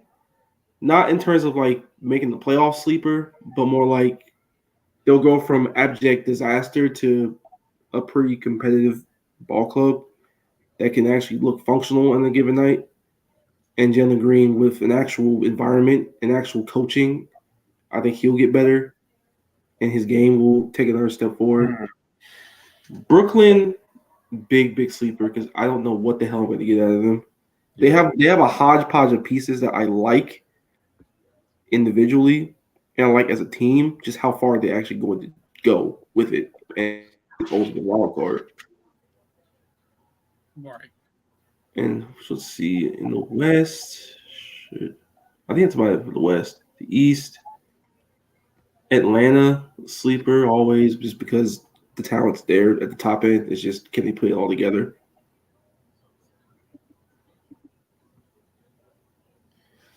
Big sleeper. Yeah. So I'm gonna name 2 more leapers on Oklahoma City. Oklahoma City's 1. Indiana is another leaper for me. And the 3rd leaper I have is, you know what? I'm going to go as a leaper. Who? I'm going to put him as a sleeper. I'm going to put him as a leaper. New Orleans?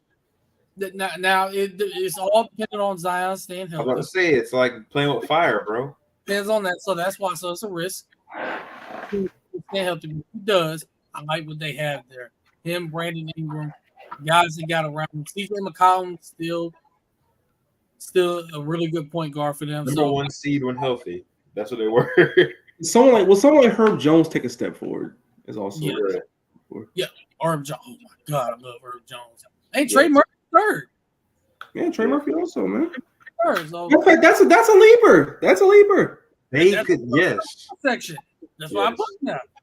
Because I like the way that team is constructed. There's so many young players out here that I think they can really take steps forward if things just continue to be on the right track, man.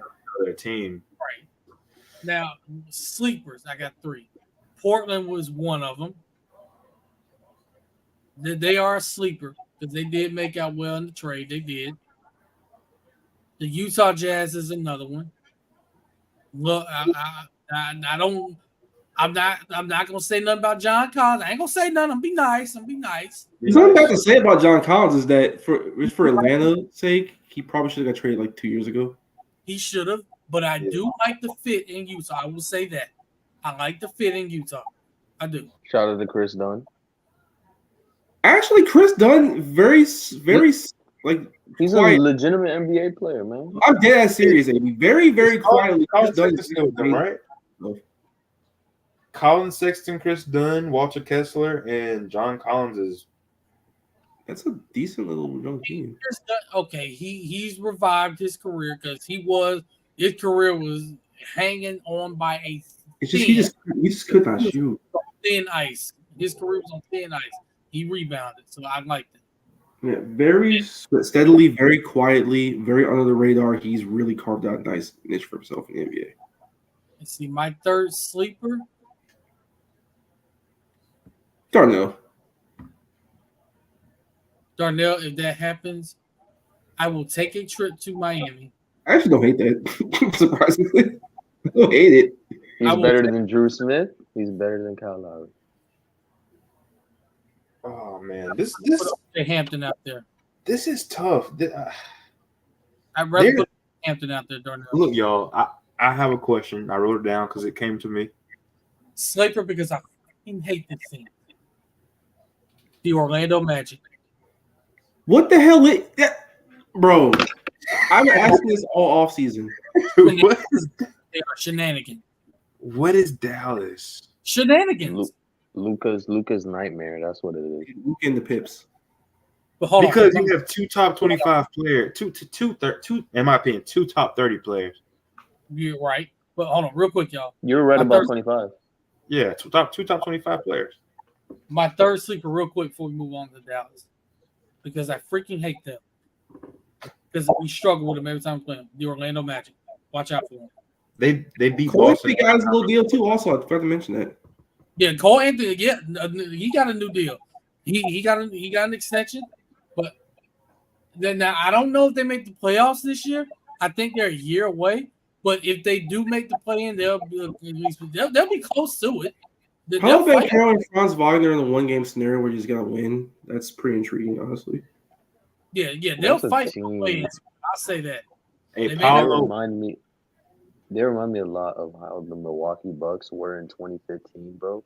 Mm-hmm. Where like the Milwaukee Bucks were like they're like a mid team that time, but they had Chris Middleton, they had fucking they had Chris Middleton, they had Jerry Bayless, they had oh my god, they had Jared Dudley. Like it was a very tough minded defensive team, bro. Yeah, it was crazy. Yeah.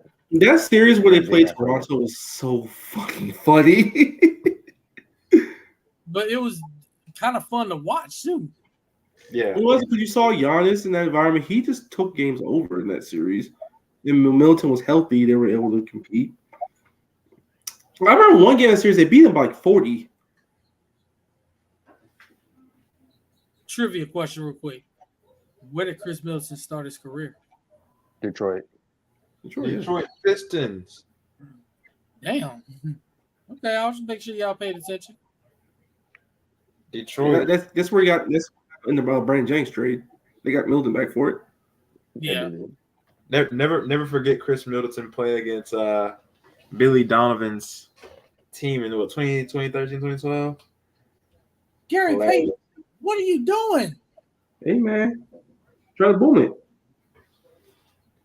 He busted. Sometimes you boom, sometimes you bust. Nice. And he was fouled. He was fouled. Yeah, he was fouled. But we gotta y'all want to do 1 through 10 in each conference? Dog, I'm not gonna. This is killing me, bro. Because this is killing me. So yeah, what the hell is Dallas? I don't know, bro. They are a lottery team written all over them. But oh god, y'all want to start West or East? Let's go East because it's easiest. Let's go East. Let's go East. Because there's another team I want to ask. What the hell are they? Also, that's a top team. Marcus, I'm glad you said that. You want to go first? You about to ask Cleveland? Exactly. The Cavaliers. Oh my! I think the Cavaliers are. No, go ahead. Go ahead. I think they're a top 3 team in the East. That's the thing. I do believe that. I believe they're top 3 or 4 in terms of seeding. It's just that what are they after that? They're built for the regular season. Here's the question. Isn't Donovan Mitchell an independent free agent? Yes. That's something that we're going to have to watch. Because if he doesn't give them the full commitment that he'll be there. Which I don't think he has, honestly. He's out of there. He's gone. Yeah, I don't think he likes it there. Now you got to watch for him being a trade deadline acquisition for somebody. Only LeBron could survive that, bro. He's on the team all this year, but he's probably gone after the season. So my thing with the East is, man, I know Celtics and I feel like Celtics and Bucks are gonna be 1 and 2. Yeah, we can pretty much pencil that, honestly, in terms of seeding. It's just everything after that, it's very much a coin flip. 3 through 6, Philly, Miami, New York, Cleveland. I don't know what the order that's gonna be. Number 3, I got Cleveland. I said the Cavs. 4 Philly, 5 New York. I got the Heat over New York, me personally. AB, listen. Logically, yes. It's just with the Heat, how much are they actually going to care? The Heat, we don't. It doesn't matter what seed they are in these predictions. This is about regular season standings. That's very true, but it's about the Knicks. Julius Randle learn how to shoot the ball yet?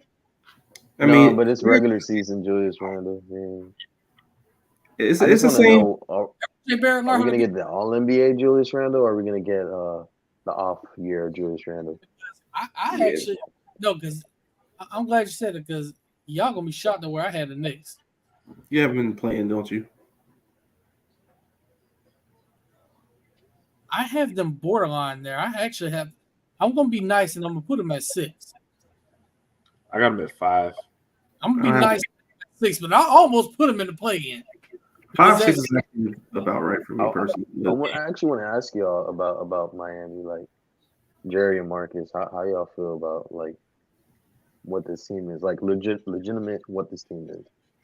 I never know. They're starting Kyle Lowry day 1. Remember that. Kyle Lowry, Kevin Love. I don't love that. This team. The thing with Miami is that they were the 8th seed for a very good reason, because their shooting just betrayed them. Yep. And of course, guys shuffling in and out, this, that, and the third, yada yada. And then the playoffs, it just magically came back. So I don't know if they're gonna carry that in the bottle and bottle it all the regular season. I don't know. I think they'll probably be somewhere in the 6th range at the worst. I don't think they'll be a play-in. I just don't know if the shooting will regress back to the mean. I think 4th or 5th at the highest. Actually, really 3rd at the highest if they really lock in, they're healthy, and they figured it out early. But probably 5th. They're already not healthy, by the way. They're missing Josh Richardson and Haywood Highsmith. Well, there you go. They won't be playing tomorrow night. Look, man. Miami is a team. You have championship deal. Look, I believe in the Miami Heat culture, okay? They're very much a team that just knows how to play basketball when it matters. You know what I mean? They just know how to play basketball. You know what I'm saying? Like Kyle Lowry makes big shots. You can't count out Jimmy Butler. Jimmy Butler is a top 5 NBA playoff performer. You know, in the last 4 or 5 years. I mean, he's a perfectly good NBA regular season player in the NBA. Yeah. Give him the playoffs, he turns into Michael Jordan damn near. My thing is, I want Bam to care more about the regular season. I really do. I want Bam to care more. I want Bam to be a top 15 player. 2022 Bam Adebayo in the regular season, he was a defensive player of the year guy. If he's like somewhere in that ballpark, then this changes a whole lot of things. Darnell, do you hear this? Yeah, because it's like I don't know what more Bam can do. Like Bam. In terms of defense, like it's like it's not about defense. It's the offense. I agree. Getting robbed for the award. I won't say robbed. What if I said in order for the Miami Heat to win a championship, Bam has to be the best player on the team? I agree with you because I've always been saying that since day one. That is what I need, bro. Because there were too many instances where like Bam just kind of meh offensively, and other instances where he would turn it up and he'll give you 25 and 8 and all that stuff he gives you. The only reason Boston came back in that series was because Bam was like, all right, let me just vibe. Like Bam was legitimately bad offensively for good stretches and after that 3-0 lead. Yeah. Because they straight up didn't even. But like a lot of that scheming, but still. Let me stop because that's more on Gabe Vincent not knowing how to do an entry pass than anything. But let me fucking awful. Because there were a lot of times that he had this guy shielded off. He did what he was supposed to do, man. And entry passes over his fucking head and took him out of position. That is true. That is true. Yeah, but I will say this: if Bam Adebayo adds consistent 3-point shot to his game this year, he's not having that. By the way, he's not gonna have it. That's like me asking for Rob. My thing about this and bigs and 3-point shooting, they don't need to be great 3-point shooters. I just need to be good for where he is. Yeah. So if he's good with the number of shots he takes, watch the hell out. Is all I'm gonna say. I think we don't always need to attach if he can add a 3-point shot to a big game all the time.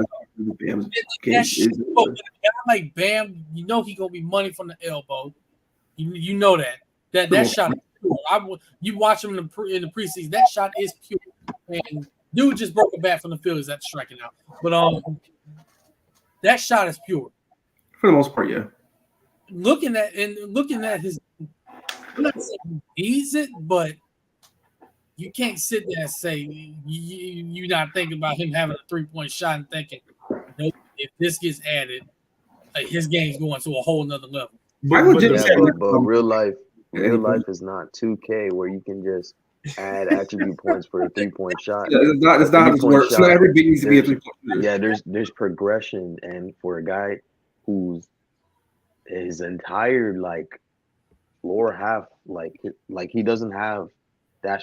He basically got a shot in the NBA, right? Yeah. So for guys like that, it's literally a progression of you start from from the hash mark, then the free throw line, and then you're that by the corners, and then you eventually build your way up.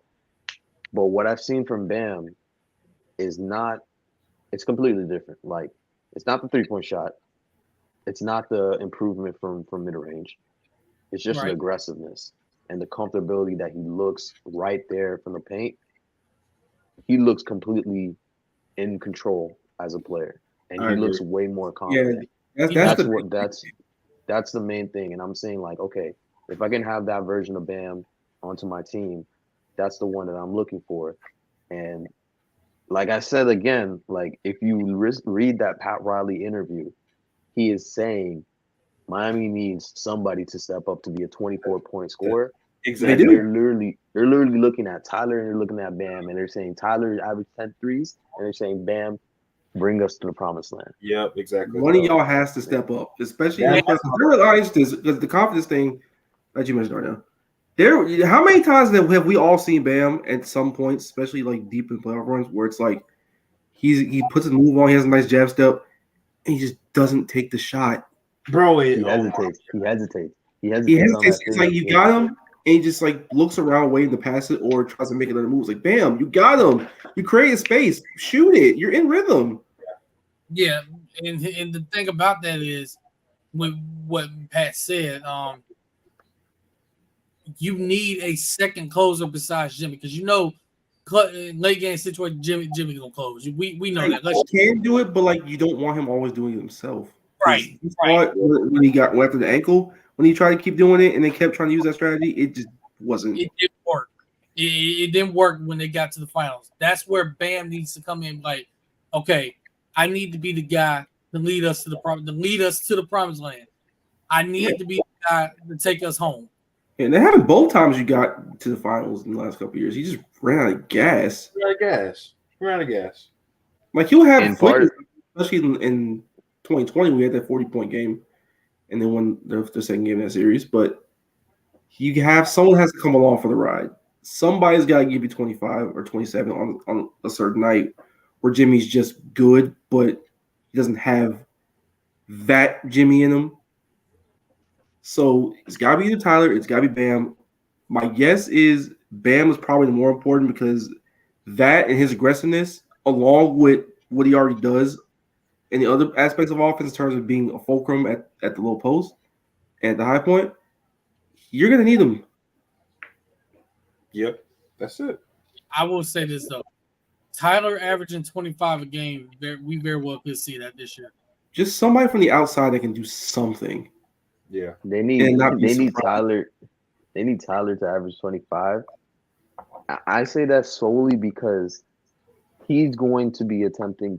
I'm telling you right now, based off of what he's done in the preseason, he's going to be gunning. He's going to be gunning. He's going to be attempting 10 threes a game. 10 threes a game, bro. He is. He's going to be 10 threes a game. He's going to be motivated. He's going to have a chip on his shoulder this year. They pretty much said, look, now he's lying when he says this, but he pretty much said we had no intentions of ever trading this guy. Like, bro, we know you was no trade talks. Lying. And let's be honest, even Tyler knows he's lying. So for that reason alone, that's where the chip gonna come in. Okay. So Nurkic out here hitting 10 threes, bro. The hell?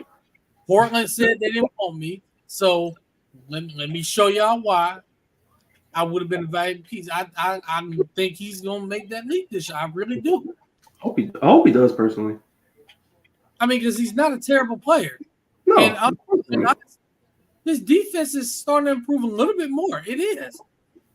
Also, can we cease where he hurts himself and someone passes him the ball anyway and makes it probably worse? Can we not do that anymore? Crazy. That is crazy. That was crazy. That was hilarious. That was fucking hilarious. Like, bro, I thought he made that. What the hell out of his hand? Why'd you pass it to him? Dude was like Eastern Conference. So y'all have Boston, Milwaukee 1 and 2, right? Yeah. Yeah. I don't know. Who did we have at 3? Philly. You would not say Cleveland, Darnell? Who said I agree with number 2? Stop it, AB. Don't do that. I'm going with them 1 and 2 for right now. Yeah. Let's say this 3. I like Philly. I actually think they're gonna care about the regular season this time. I do have my if we said number 3. Because I think they're gonna care about the regular season this time. You know what? I did forget about Philly. They did pick up Kelly Oubre, and he was doing pretty solid for them. Kelly Oubre is a nice pickup, bro. I'm telling you right now. I want Kelly Oubre. That was a nice pickup. Now, shots got to be consistent, of course, because 1 year he's good, next year he's shambolic. It's a mental thing for him.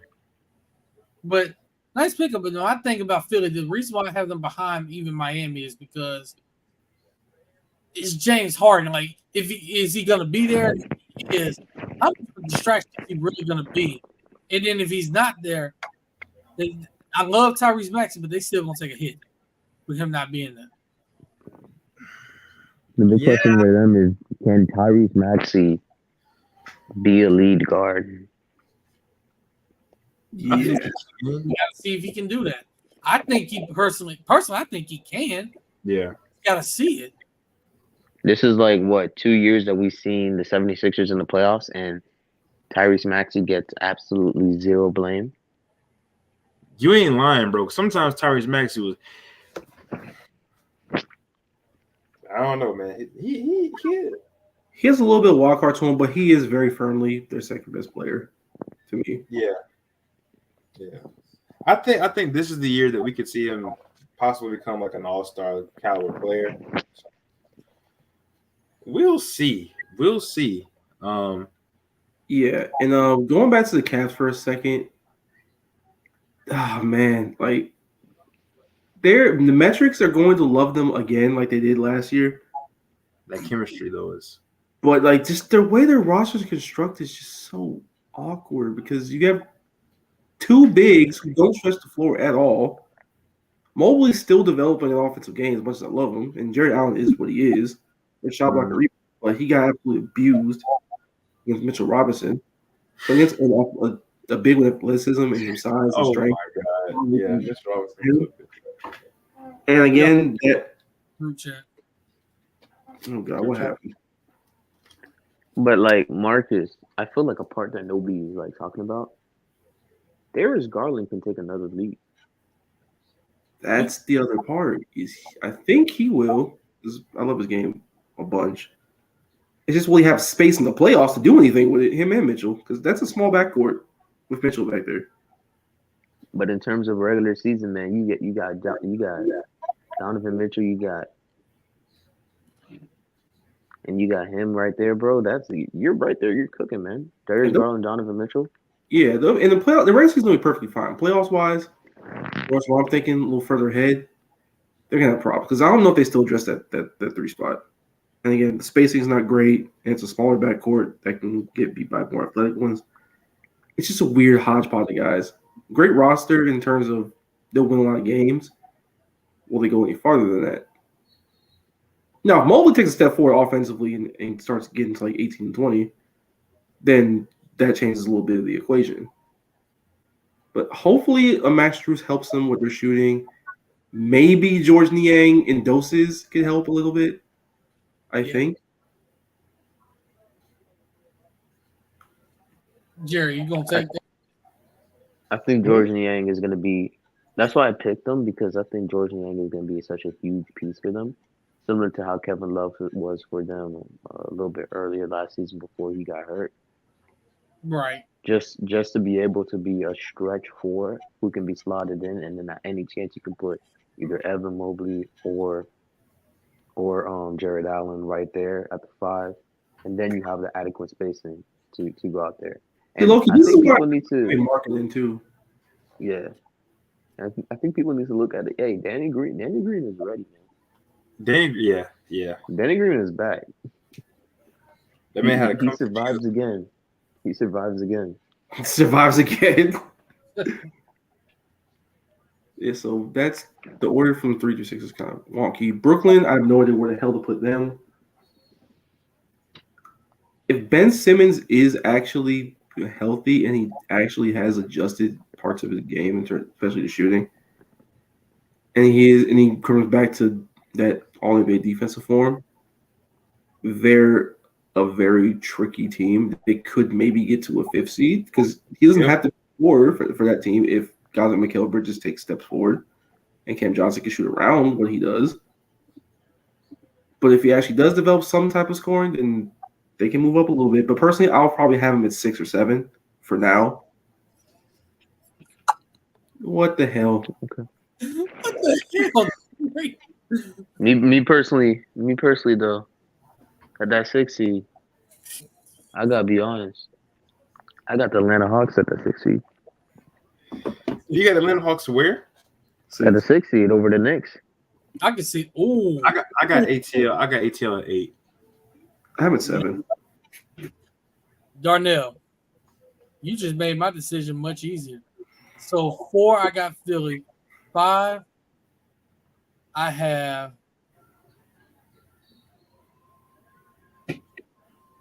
Damn. Gotta be Cleveland or New York, bro. 5, yeah, Cleveland at 5.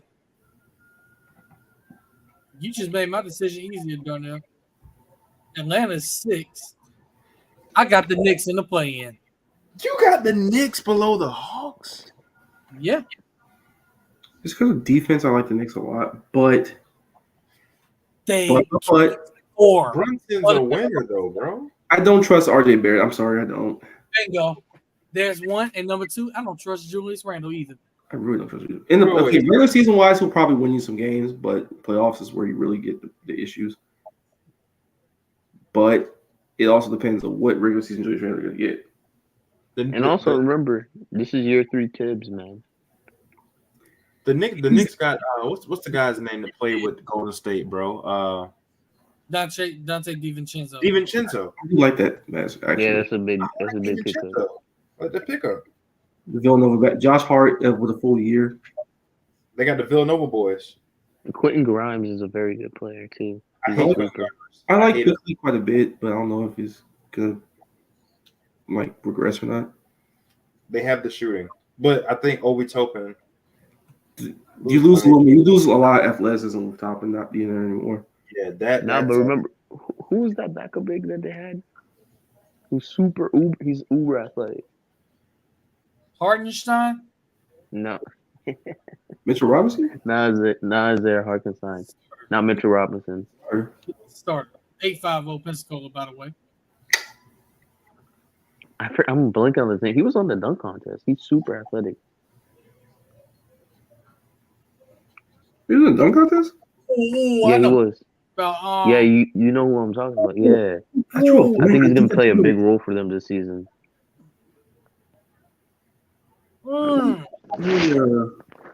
Just as a defender. I hate that I'm blanking on this guy's name. You're talking about I'm just Jericho Sims. Yeah, Jericho Sims. Jericho Sims. He's gonna play a big role for them this season. Dude's a freak athlete, bro.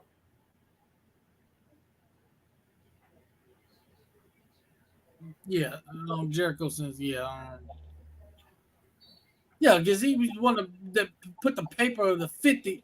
Like, what are you doing, man? But no, I do like him quite a bit in doses. Mitchell Robinson, he is great athlete, good defender in the paint, shot blocking, all that stuff. Just not going to give you much offensively outside of 2 feet. So Josh Hart, is he going to be a good shooter this year or a bad shooter this year? He's a good shooter that changes so much. If he's bad, well, at least he'll give you rebounds and he'll cut. At least a streaky shooter.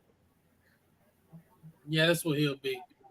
Yeah, because if they can shoot just a lick in that Miami series, in that game 6 especially, could have helped us out a lot. But anyways, hey, we needed to beat the Scott Foster allegations. And knowing how y'all operate sometimes, Jerry, y'all would have probably made that series a lot more difficult than it should have been. Oh yeah, but that would have went 7, bro.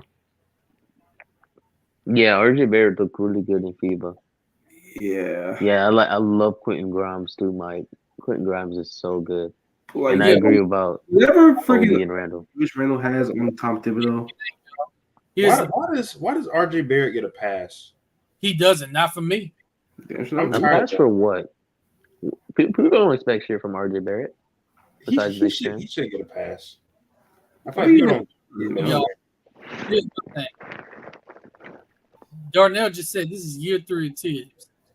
And you know what usually happens in year 3 under Tibbs, don't you? Diminishing returns, baby.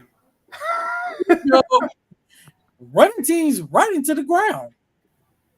All right, so yeah, we got that. So we can move to the West, right?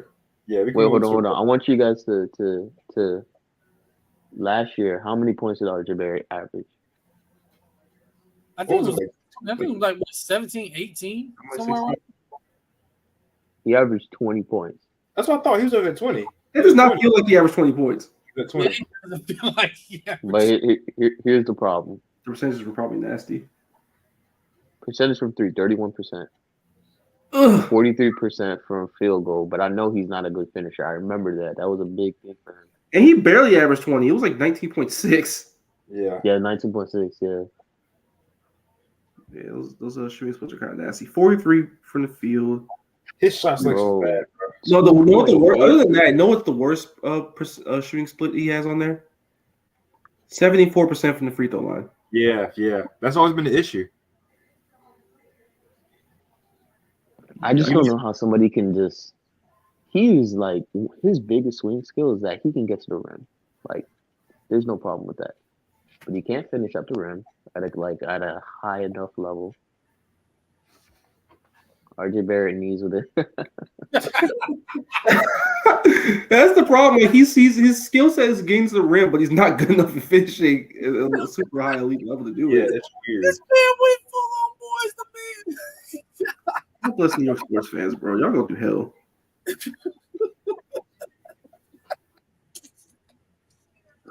Plus, the turnovers aren't great either, and it went up in the playoffs.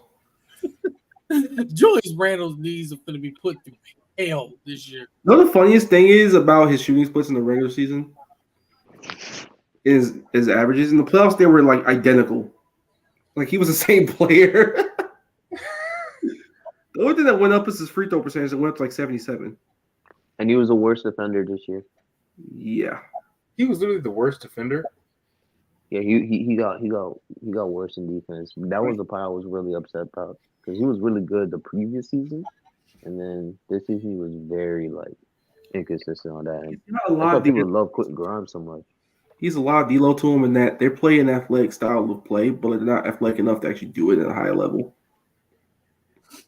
And that's what sucks. It works in college, but not in the pros.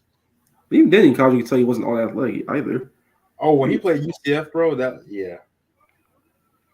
Yep. Yeah, it's gonna be interesting for them. We'll see what happens next. Diminishing returns, I am afraid of dearly. Yeah. Now on to the West. Yes. I think we can all agree that Denver's at the top. They should be, but knowing how chaotic the West can be, you never know. Yeah, that's true. But for Injury right away. now, I have them at the top. Yeah, I think they very much are the best team. Like the bench is what it is, but like it wasn't great last year either. And you know, if Jokic is breathing and Jamal Murray has healthy knees and Michael Porter Jr. isn't breathing, that's what I'm saying. As long as he's breathing and he's out there, he'll be perfectly fine. And I love Michael Malone as a coach, and I love what they're doing with this roster. They'll be fine. The 2 seed is where everything gets. Hold on, real quick. Question about them, real quick. Do you think they missed the impact of Bruce Brown off the bench? Scoring wise, yes. Scoring, yeah. I agree. Yeah. Defensively, they were pretty much what I thought they were going to be. Like they have a lot of guys who are athletic, have guys who are long, have guys who are great cutters, and if they play with Jokic, it works. Once you don't have Jokic on the court, it goes downhill. It goes downhill. But again, like that was the problem with them last year at times when Jokic was off the court, their numbers took a nosedive. Exactly. But I like Denver and Phoenix as my 1 and 2. Yeah, I got Phoenix at number 2 also. Yeah, that actually sounds about right. Yeah. 3 through 8, I have no idea. I have no freaking idea. The Lakers can be somewhere between 3 to 5. Yes. Depending on certain factors. I got Golden State at 3. See, I was waiting. I was waiting to see if somebody would agree with me on that one because that's who I had at number 3. I'm actually a lot lower on Golden State. But still, I think it could be anywhere from 3 to 6. I just don't know what I'm getting. Like they're very experienced, championship DNA, all that, this and the third. They're just no. You're not cooked. You're not cooked. No, not at all. No, you're not cooked. Mike, they can get into the playoffs, bro. I'm telling you right now. I like the youth, and of course, Pop being Pop. I really love the Spurs. I do. So not 8, somewhere between 8 and 9, or if Wemby's like 97 Tim Duncan all-time rookie of the year type of stuff, talent, then they could actually be 6. To be honest, if things go right. So third, I'd probably say the Lakers, but like I don't feel great about it. Got them at 4. Yeah, Mike, for that to happen, Monday has to be generational. Yeah. He'll be very good. I don't know about generational, but this first year, he'll be very good. So 4.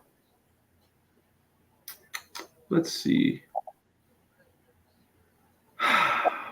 They're the same boat as the New Orleans Pelicans, and you know exactly who I'm talking about, y'all. Clips? Where the hell do you put them? I got them at 6. I got the Clips at 5.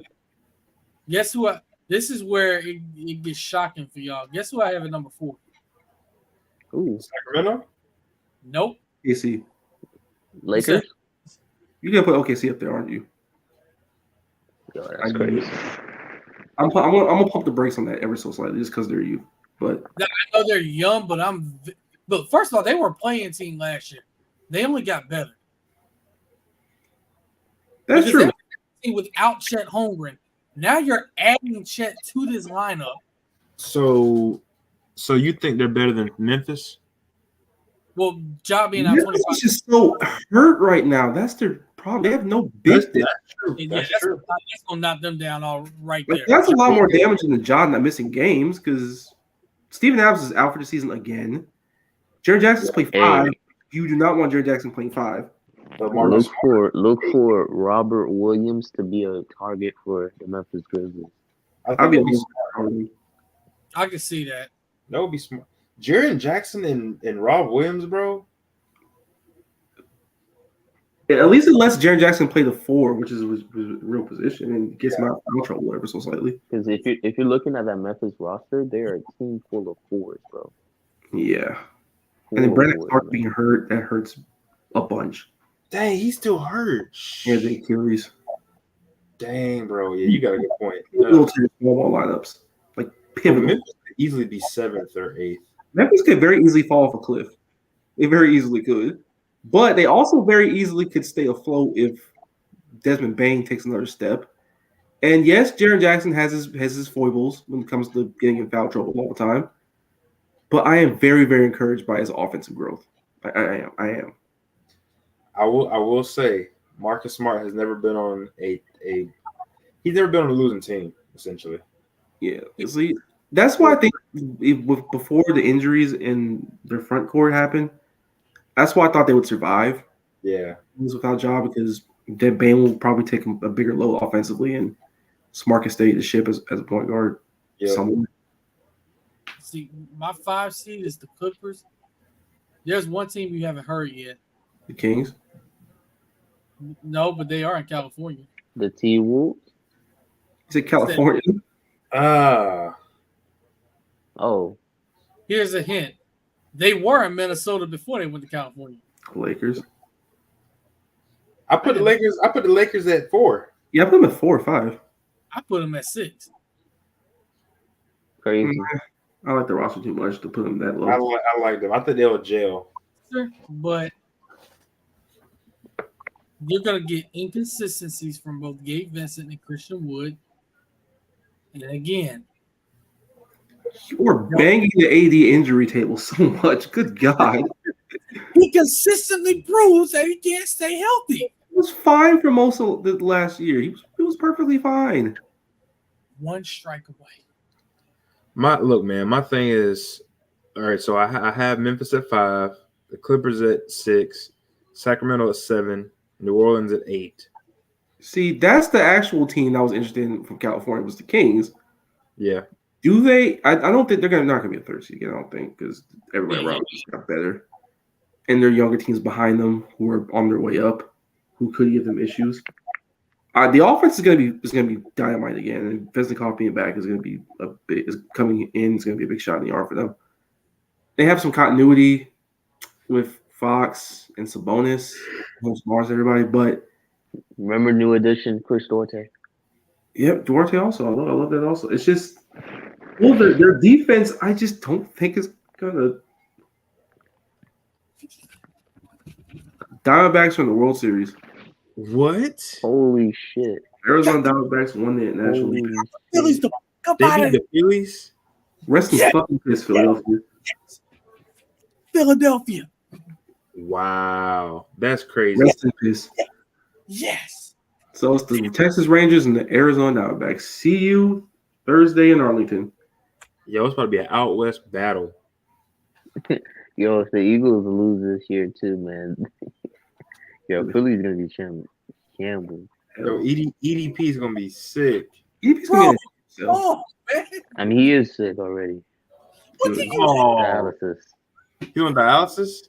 Yeah. He's about big as hell, but of course he got dialysis. But anyway, so the Kings, the offense is gonna be the offense. I love Mike Brown. He's a steady hand. They need someone like him badly. I love the moves Monty McNair can make. Defensively, I just don't think they'll hold up. So there'll probably be some slippage. So they were third this year. I think they'll probably be something like sixth. But they'll be a really good 6th seed in terms of being a good team. It won't be some team where it's like, oh, they just barely made it. No, they'll just relapse a little bit. That he did, Mike. Shout out Courtney Carroll. Rookie of the year and going to the World Series. What the heck? That is a hell of a damn jump. And say it again for the people in the back. Rest in peace, Philly. Rest in piss. Rest in peace. Rest in piss. But 7 for me is New Orleans. 8, I have Sacramento. 9. Damn, this is where I'm going to say 7 just because of you. I'm pumping the brakes a little bit. Narrowly, but probably 7 for now. 9, I'm gonna have Dallas. The Dallas train. I think they'd be like 12th, honestly. If it doesn't fall apart. Problem is, he did. Shout out to Away Rays, man. Shout out Evan Longoria. He got that lick back. He got his lick back. Long live the 08 Rays. But 10, you know what? If he's rookie of the year, and I believe he will be, I'm putting the Spurs at 10. Because I do like their roster. See, I will say it's about Oklahoma City. I love everything about them. I'm just gonna pump the brakes ever so slightly just because they're a younger team. But they can be very easily a lot like the Kings, where like people were like, "What is a young team? They'll slip, and it just didn't." And when they're in 50 games, like they could very easily be in that same type of team this year. I don't know, man. The West is throwing me, bro. I think I completely got it wrong last year. That's the thing I've been saying about the West for the last decade. So it's a bloodbath. You don't know what the hell gonna happen. You honestly don't. What was that year that it was like there was like a 2-game difference between the 4th through 8th seed? I think Portland was top 4, top 5, something like that. Yeah. Then that has to be 2019. Then yeah, I think it was 2019. It was either 20. Yeah, it was 2019. Was that the year that Dame? That was with Paul George, Carmelo, and no. That if you're referring to that year, then that year's 2017 or 2018. I think it might have been a year when Dame made the conference in 2019. I do remember that. Let me see. Yeah, 2019 they made the conference finals. Should have been 20. If you're talking about the OKC Big Three, then Big Three with quotation marks, that's like 2017 or 2018. I think it's 2018. It's 2018, yeah. 2017, 2018. You had the Trailblazers at 3 with 40. Here, I'm just gonna show it to y'all. Look at this. The Rockets. Yeah, when they had James Harden. The 2018 Rockets. OKC was 4th. I remember that. Utah was 5th. Yeah, that was the year Utah beat OKC, right? Yeah. Yeah, that was the year Paul George got his ass taken by Christ. Yeah. Yeah, bro. That's who I have out of the playoffs. The Minnesota Timberwolves. Ooh. Yeah, that's tough, man. There's such a damn enigma because I legitimately do like a lot of the things about them, except the Rudy Gobert cat problem. Yeah. Because I expect Karl Anthony Towns to be traded this season too. Oh yeah, he is gonna be. That is a decision they have to make whether they trade him or not. I think the Cavs are fourth, bro, and they ended up going to the finals. Yeah, look who was on the team, man. Yeah, it's LeBron. Dang, Boston had it, bro. The freaking Raptors were number 1 seed and they got fucking swept in the second round. Yep. Yeah, that shit was wild, man. Lebrato. That was a great Raptors team too, man. Yeah, but you saw they didn't have enough to go far because DeMar DeRozan is your best scorer, and Kyle Lowry was the point guard at the time too. Dog, the East Duncan 2015-2016. All NBA Kyle Lowry by then. Yeah. Oh my God. Y'all remember 2008, the Western Conference that year? Every team had 50 games. Yeah, that shit was crazy. Yeah, wasn't it like a team that didn't make the playoffs? Yes. Something crazy like that. Let me check the stands real quick. Bro, the West is crazy. The West has been nuts for a long time. The Warriors were the 9th seed, 48-34. And that was the year after they were the 8th seed and beat the Mavericks. Yep. Rockets, the Suns. That's right, because they did it differently. So the Jazz were 54-28, but they were ahead of the Rockets, who were 55. And the Suns. Yeah, because it was like something. If you won your division, you were like top 4 or something like that. Yeah, because that shit was so bad, bro. I'm glad the NBA got rid of that. Whack. Goodness. Because I think one of those years, Utah Jazz didn't make them, even though they won like 50 games. Yeah, crazy.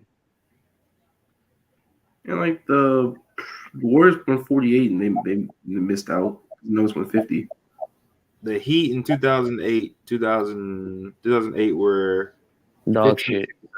They were bad. Dog shit. That was the year where like everybody got hurt and coming off that, and everything just fell apart.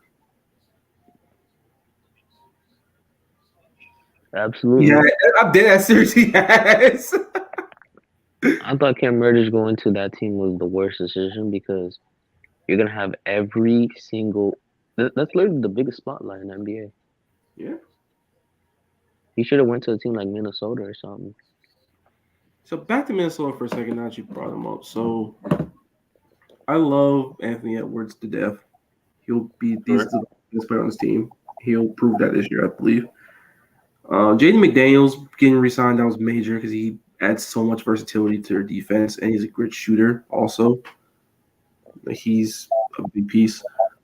Naz Reid getting re-signed was also something I really liked. It's just a backup big that can do some things and stretch the floor, play some decent enough defense. It's just the freaking Cat and Rudy Gobert problem. Who do you choose? They're gonna have another problem too, real soon. If you go look at that guard room, right? Mm-hmm. You got the GOAT Mike Conley, who's getting up there in age, right? Right. And you have Nickeil Alexander-Walker. Those are their only 2 point guards on the roster. Yeah. I mean, Jordan McLaughlin, but do we really count Jordan McLaughlin? No, I don't rate him at all. Yeah. Like this team very easily could be a play-in team at worst, at semi-worst, top 6 to 5th seed at best if everything goes good, or they'll bomb absolutely the hell out. Now the question also being is, do they trade one of the two? I think they do. I believe so also, but who? I've leaned towards Cat for a while, personally. Because no team wants Rudy Gobert. No team wants him at that contract, even though, like, defensively in the paint, he's still very good. And he's gotten somewhat better as an offensive player. Not he's still a spoon-fed guy, but he's not the worst of all time or anything like that. But it's just Cat being a bad fit next to him as a defender because he has to go up to the 4, and he can't defend the 4s. He can't defend the space. And remember, the biggest issue is not that they wouldn't want to trade Cat because of NBA fit, because that is one part of it. But remember, the second apron is real, and if this team keeps both of those guys, they're going to be over the second apron, like by far. And the second apron means you can't trade your picks from 7 years. You can't use the mid-level exception. Like, so that means you can only sign minimums. And like that, there's just a huge amount of burden for a team to cross over that second apron. There's no wiggle room. Expect them to trade him. Yeah. Plus, they pretty much committed to being a luxury tax team with the McDaniels extension. So there's also that. Oh God, damn, you got some shit to figure out. Good God. They better hope Shake Milton fucking hit. I have no hopes for that. What? All right, so now we look at that. Y'all want to do some awards? What just happened? What do you mean? In the game. Oh, fan. Yeah, I think a fan got hit. Oh, that's tough. Yeah, old lady Gertrude got hit. Damn. Hey man, I'm just saying, look, old lady Gertrude. Oh, everybody like get up. All right, so y'all, I want to speak about awards real quick. Yep. She waved the hand. She said she good. She said I'm good. All right, there we go. All right, so let's see. We get rookie of the year out of the way with Wemby. Yeah, I'll say Wemby. It could be Chet, but I'm gonna go Wemby. Could be Chet. Asar Thompson is a dark horse to me. Yeah. Respect Scoot.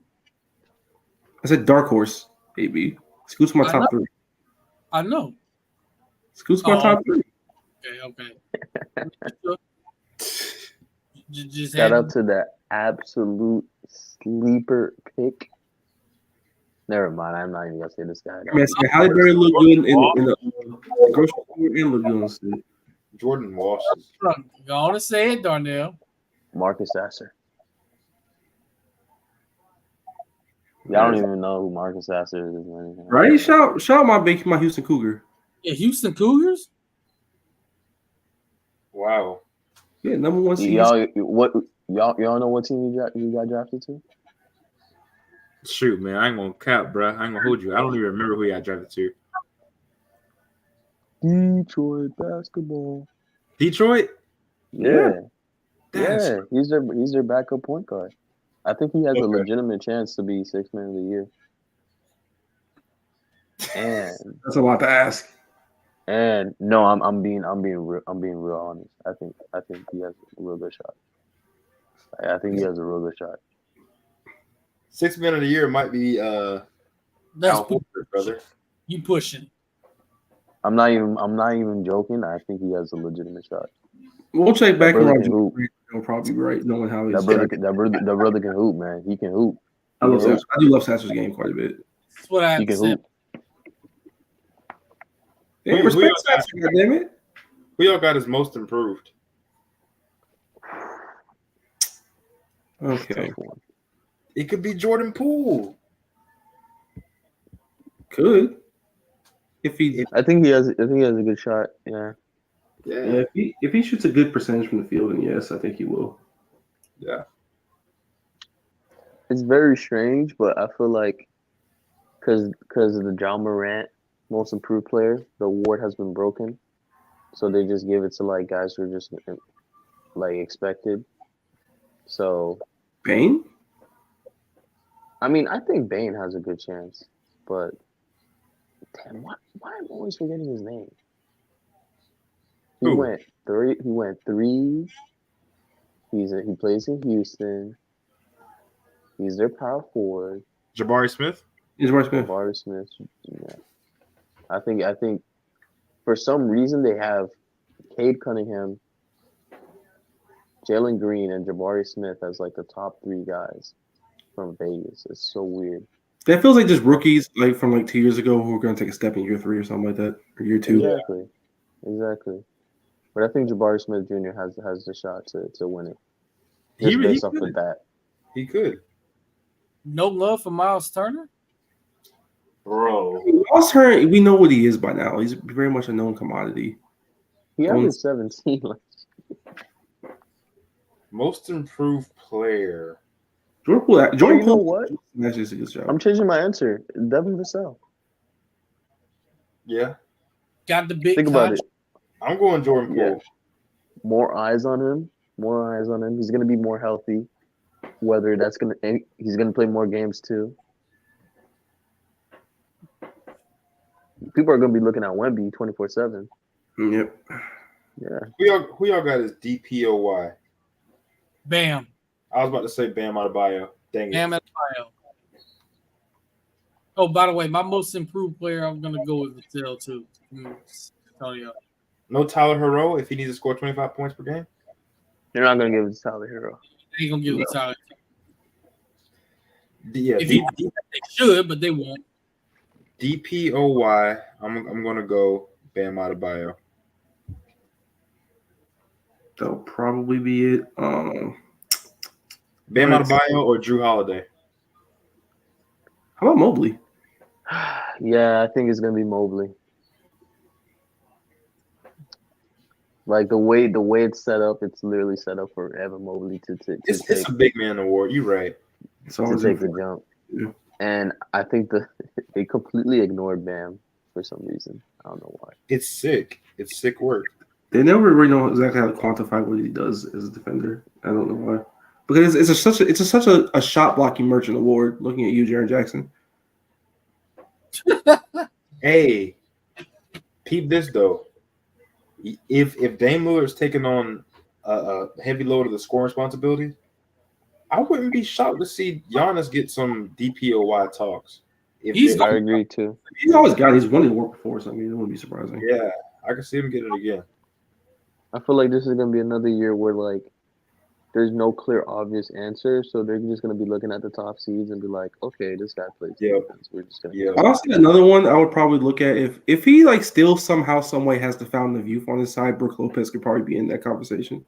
Yep. For sure, no doubt about it. Derek White. After Marcus Smart won it, like that award means nothing anymore. They say here, nigga, damn. Finally, we're gonna give it to him. Crazy. No, it's just that like a guard probably could have won it, or a backcourt player could have won it several times before, but they just never did it because again, it's a shot blocking merchant award for voters. So they finally gave it to Smart. So it was like, yeah, we're not giving to another guard for another like 5 years. All right, let me see. So, Rookie of the Year, MIP, DPOY. Six man. Six man. No. Yes. Okay, no. But he builds off the bench. Are y'all gonna kill me for this one?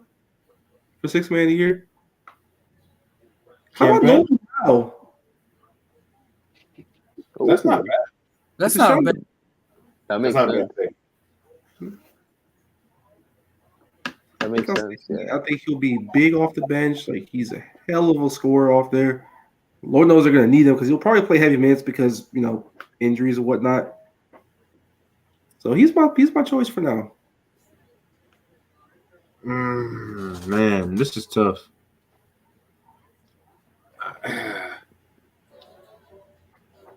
Cam Payne could be. I don't know about that one, but I think he'll be somebody that is productive.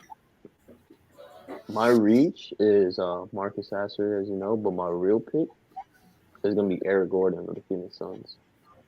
That's great. Think about it. One of those guys are going to always be missing. Eric Gordon's going to be slotted in the lineup, but he's not. He's going to be playing up enough games where he's going to be playing off of the bench, which I think is like 50 or so. 50 or 40 or 50 games you need to be playing off the bench to be considered it.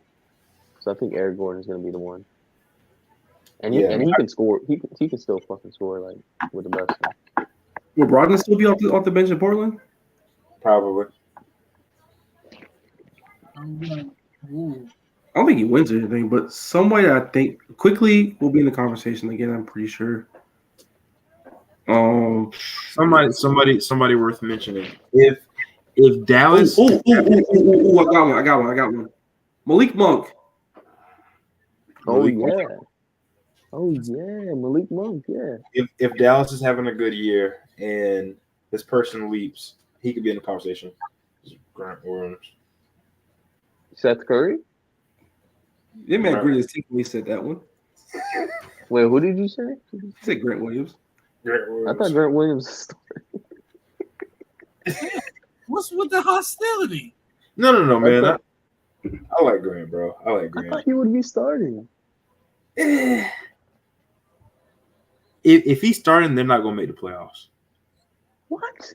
What's with this hate, bro? I'm just letting you know the truth. They're not gonna make the playoffs if he's starting. Bro, that right, who's a better player, Dorian Finney-Smith or Grant Williams? It's Dorian Finney-Smith.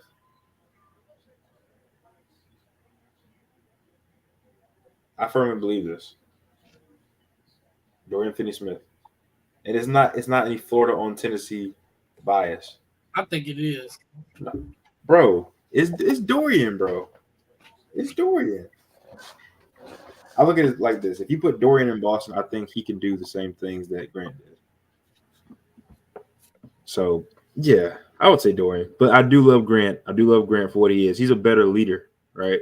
So I always noticed the 6 man a year in defense player is so damn difficult to talk about. It really is. 6 man, you just go right down the list and say who's going to be the best scorer. Pretty much off the bench. I think somebody we didn't even mention, Chris Paul. But he's starting tonight. But he's not going to start the whole entire season. You know, he might. Could you say somewhere between Chris Paul and Draymond Green? Nah. I can't remember when was the last time a player who wasn't a big time scorer won the 6 man of the year. They never win defense player of the year if you're not a scorer. They don't. I'm about to check right now. Like Norman Powell's versatility as a scorer will probably help. Malik Monk will just shoot the fucking lights out. Yeah. In a given month. And 6 man of the year usually goes to a team that's like a top 5 team, and their 6 man is like cooking. Yeah, he averages like 17 or something like that. Yeah. Honestly, I don't even know, bro. Is Kelly Oubre gonna be starting? I would think so. No. The last player to win 6 man of the year who averaged less than 15 points was Mike Miller for the Memphis Grizzlies in 2006. That's nasty. And he averaged 14 points or 13.7. Oh. What were the damn finalists that year? And the last person, oh my God, the last person to win it and they were in single digits was, you're not going to get this guy. He played for the Knicks in the 90s. Anthony Mason. Anthony Mason? With 9.9 points. And then previous to that, the Boston fucking legend. And mainly Portland Trailblazer legend, Bill fucking Walton. With 7.6 points. Yeah, bro. So that ain't happening. You got to score. You got to score more than 14. Yeah, you got to score. Yeah. Okay, I gotta see the voting in 06. I gotta see that. Yeah, that 06 gotta be crazy. My MVP is biased, by the way, so don't even ask me. Of course it is. Then again, I don't want him to be. I rather have Finals MVP. I don't care about no Breaks MVP. I don't care about that. So I'm not. It was Mike Miller, Speedy Claxton, Jerry Stackhouse, Antonio McDyess, Earl Boykins. Earl Boykins? Yeah. Basically nobody averaged more than 15 points. That's crazy. That whole year. Shout out 6 man. Most improved player was the Norman Powell for that one. That's gonna be the case because that was hard.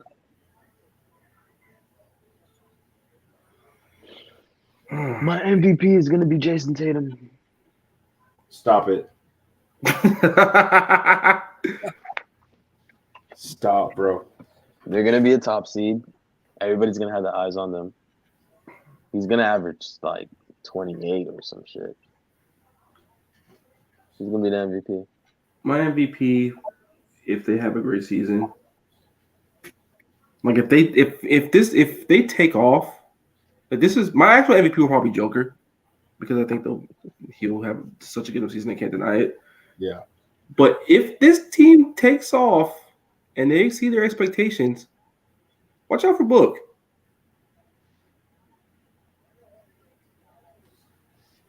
I'm gonna go. Ooh, D-Book. I love that.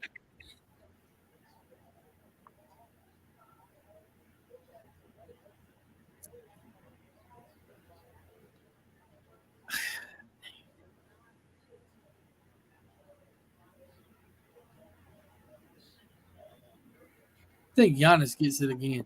I think he returns. I think Giannis might. I think he might have an MVP season. I mean, you got Dame there. You just play with Dame, but he'll average like 29, and he'll have great defensive metrics again, per usual. And on top of that, he's going to be in the running for Defensive Player of the Year also. And for that reason right there, that's why I think he wins MVP. Yeah. You know, here's the thing, because like I feel like if you look at all the top choices, besides Nikola Jokic and maybe a repeat of Joel Embiid, every other guy who's potentially going to be there has another guy who is like a top 25 player. Yeah. Or top 30 player. Like, D-Book has KD.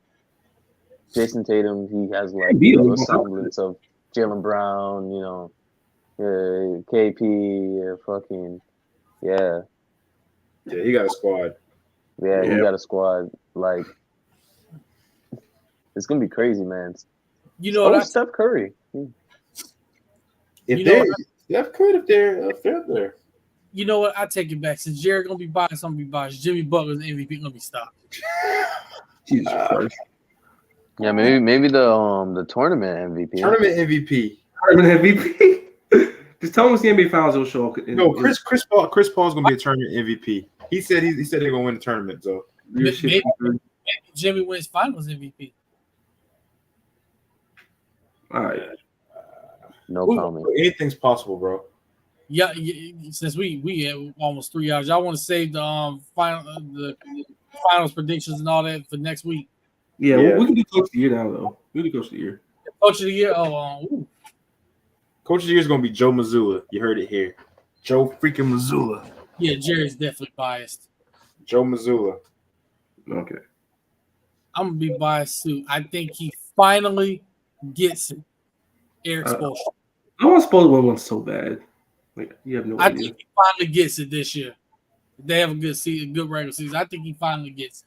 Like, the Coach of the Year is wonky because it'll either be a team coach with like the dominant regular season best team, or it'll be a team that comes out of nowhere and exceeds expectations, like Mike Brown in Sacramento last year.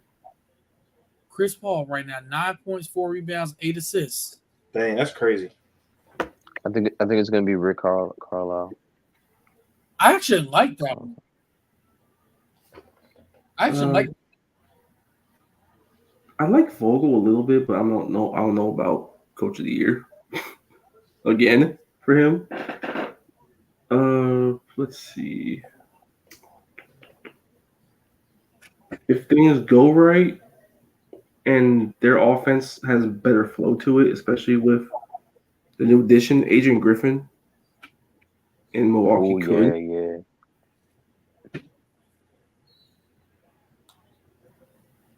I'd probably say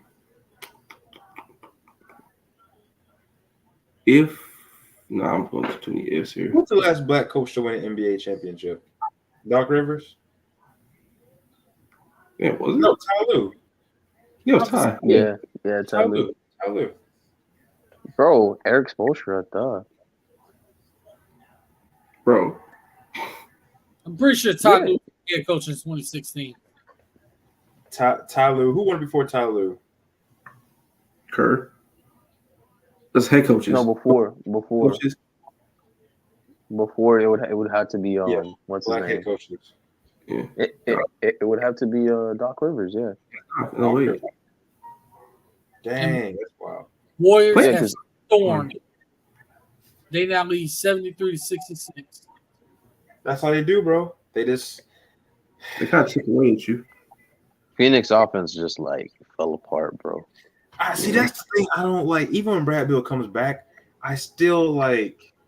I don't know how their flow is gonna be, but we'll discuss that later. But I like them. I just don't know about flow, bro. So if Denver has a great season, Michael Malone on that criteria, the criteria of a young team making it out and having a great season, Daniel in Oklahoma City. Yeah, that would be a big one for him to get it. Look, I've got high expectations for my boys this year, so I need all that. I need this. It's time, bro. It's time. I'm tired. Every time you have high expectations for them, they disappoint you. That's not true. Yes, it is. That's not true. You said they win the finals last year. At some point, we're going to win a championship. It's just a matter of when. We got to. They got to. No. We got to, bro. The window is closed. The window's closed. That is hilarious. I am crying, bro. I would say Jimmy Butler's one of those closer to closing. He's 33. He's an old man, bro. He still finds a way to beat Boston. He's an old man. Didn't matter. He still finds a way to beat Boston. Oh, Pat said he's gonna run it back for one more year. Either way. By the way, congratulations to the Arizona Diamondbacks reaching the World Series. Rest in piss, Philly. But y'all got any final thoughts when we wrap this up? 18. I am so freaking happy basketball is back. Take advantage of your free little league pass free trials or catch the games like we usually do on Streamies. Whoa. I said Streamies. I ain't got nothing to do with that. Hey man, you can also watch on my personal favorite place on television. Pay all your money to DirecTV. That's what you should do. Yes, sir. Yeah, and by the way, I actually have League Pass. I don't have to have no free trials or nothing. You want to share that password? No. Bitch. Show damn password. League Pass teams this year: Oklahoma City, Indiana, Sacramento. Also, Orlando Magic. Respect Houston. Oh, Houston too. Also. Also, if anybody has any smoke, any questions of how the Celtics offense will work, you can find me on 2K. I will show you exactly what's going to happen and what should go down, and it won't be fun. It's cosplay, baby. So I'm the only one playing 2K24. Huh? I'm not the only one playing 2K24. Not yet. I'm gonna get it, but I'm gonna get it. Y'all need to stop giving that company your money, man. Honestly, it's the same game every. Literally, except they may slightly adjust the freaking my story. This year they just double down all the way back and said, There's no storyline with no women. There's no storyline? Not with women. That's the whole fun of it, bro. What they got you doing now? Basically just playing. Yeah, they're focusing more on the basketball part. You still got to do a little side stuff like going to different street parks and all that. I hate that crap, though. I hate it. More or less, it's really just basketball. Hey, man, you don't got to worry about... AB, what's your build, man? What's your build? Position point guard. And one. 6'7", 215, 7-foot wingspan. 6'6" to 6'8" is the best height, bro. You ever try to make it a center before? A center is terrible. Yeah, I'm not doing center. It's absolutely terrible. Personally, I always got to be a point guard because whenever I hoop, I'm the point guard. Yeah, I feel you. I love creating for my teammates. Now, if I got to drop 30 on people, then I do it. But, I'm like this. If I don't have at least 10 assists, I'm pissed. Yeah, I feel you on that. I feel you. Unless I'm trying to break an NBA record for scoring, that's different. I usually create like a shooting guard, but like I always wanted to create a power forward in those type of games because he never got power forwards and shit. But like, I don't know if I would have fun in the simulation mode like that. I've tried guards, but like a 6'4" scoring guard, combo guard type of thing. I find that'd be kind of fun, just because I get direct offense and things like that. But wing, a two-way wing is also like really, really cool for the most part. Absolutely. I made like Jaylen Brown build last year, and it was like freaking fun. Hell, first time I ever did, I made a guy who was basically great at cutting, and that was about it. He scored like 27 a game. Yeah, dude. It's. Oh no! Whenever I do 2K, like I always try to like replicate a Tracy McGrady build. That's perfect. 6'8" shooting guard. Like that's it. 6'8", 6'7" shooting guard. Yep. Well, always more of a T-Mac / like KD type of person. Don't make a Dwayne Wade build. No, because if you are good against the basket, don't do it. Yeah, it's not fun, bro. You know, like if you know how to navigate screens and things like that, you're fine. And you know how to navigate like space, cool. But if you want to shoot, don't do it. What's the Asian dude from Brooklyn? That's crazy. Use a Watanabe on my. Watanabe. Now, do y'all want to do a song of the week, or we gonna go silent and business? Yuta Watanabe on my. Basketball by who is it? Curtis Blow. Curtis Blow, yes. Wait, basketball. Well, I was gonna say which version. I do like the Bow Wow version. I am partial to it, just like Mike. Yeah. Same. So the Bow Wow version? Or? Yes. Bow Wow version is dope. Okay. Or if you're gonna choose a different song, you can play Junior by Kanye.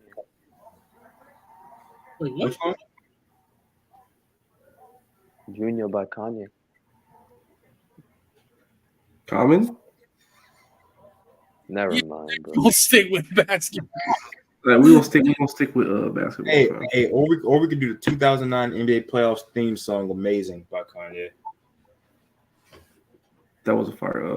That was so amazing. Ray Allen for 3. Oh my! Now the commercials, like they would shoot for it, like it was dope. Prime years. Special. But I'm pretty sure like our actual formative years of watching basketball up until like I want to say after high school, like a year or two after that. Special.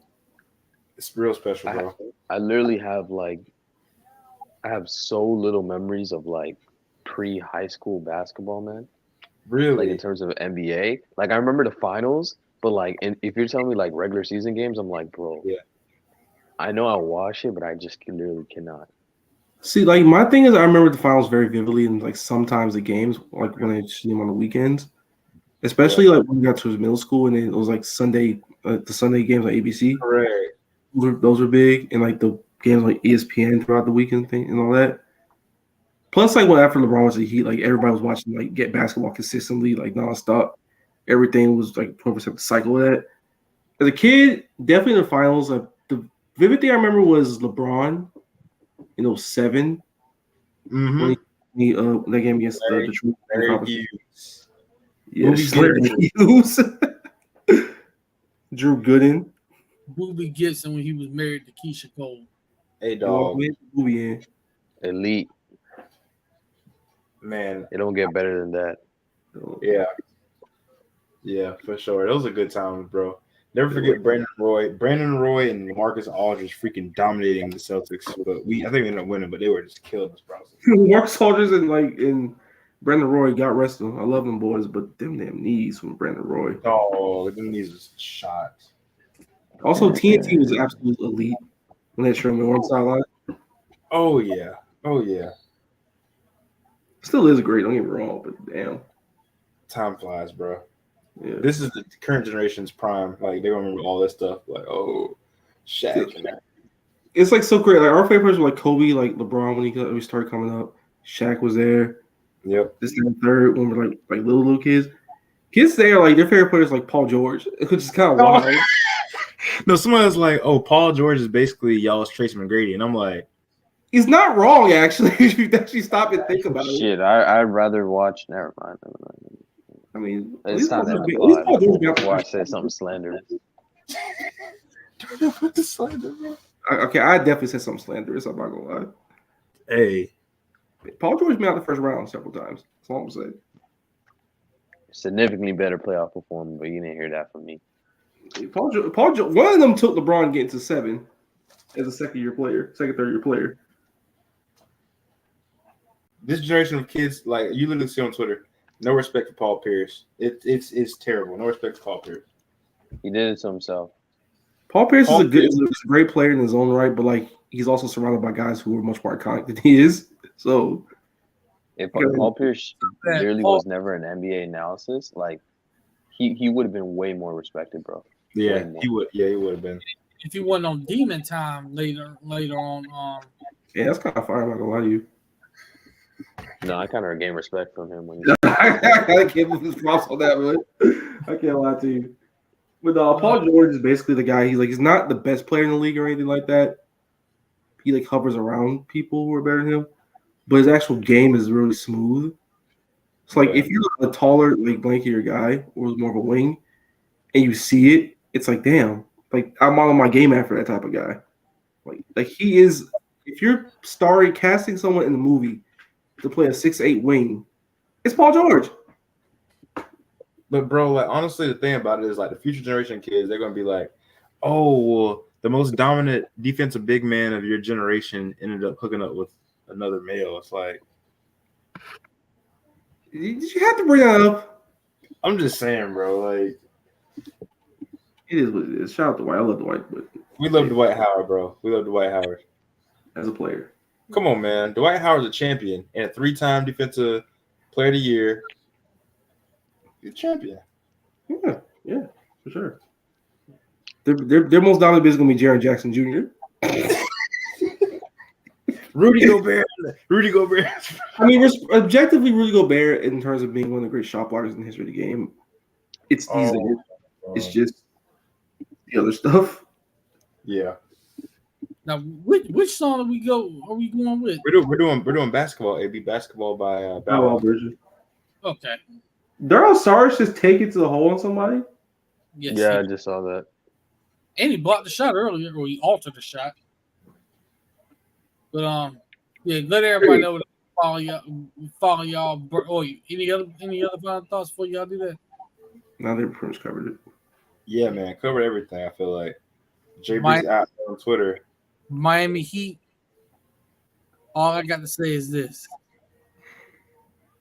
let everybody pick Milwaukee and Boston in these. Just gonna let them do it.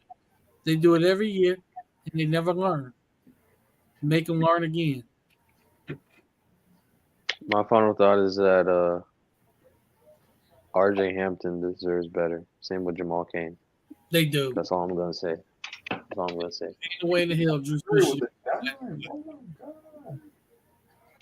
Ain't no way in the hell Drew Smith should have got that last spot. I'm still pissed about that.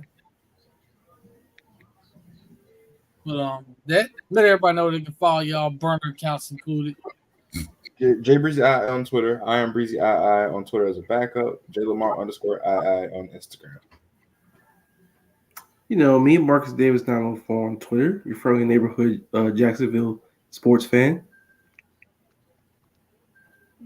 Follow me on Not Too Famous on all social media platforms. On Twitter at AceWave1, on Instagram at Ace_Wave1, ladies. You can follow the podcast page on Twitter at Indie Evidence and on Instagram at Indisputable Evidence.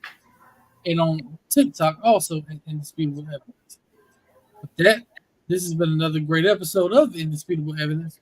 We're going to leave y'all as we always do. God bless y'all. Go Heat. Go Cowboys. Y'all stay safe out there. Y'all take care of your loved ones. Tell me you love them every single day. Take care of your mentals. Take care of your chicken. Reiterate this. Wash your face. Wash your hands.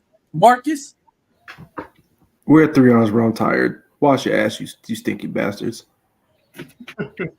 thoroughly. Also, Very. beard guys, beard oil, use it, invest, works. And from my alcoholics, honey Jim Beam. Okay, we're trying not to. We're trying to let them have a good time, not ruin their freaking lives. Respect, you having a good time with Jim Beam? With James Beam? With Jimmy? No, Jimmy. All right, y'all. But that being said, I respect Jim Beam. That was good. That being said, God bless y'all. Y'all have a great night. We'll see y'all next week. We will edit this down for our edit listeners because this is 3 hours of us talking. Sorry, man. It had a lot to cover, bro. But then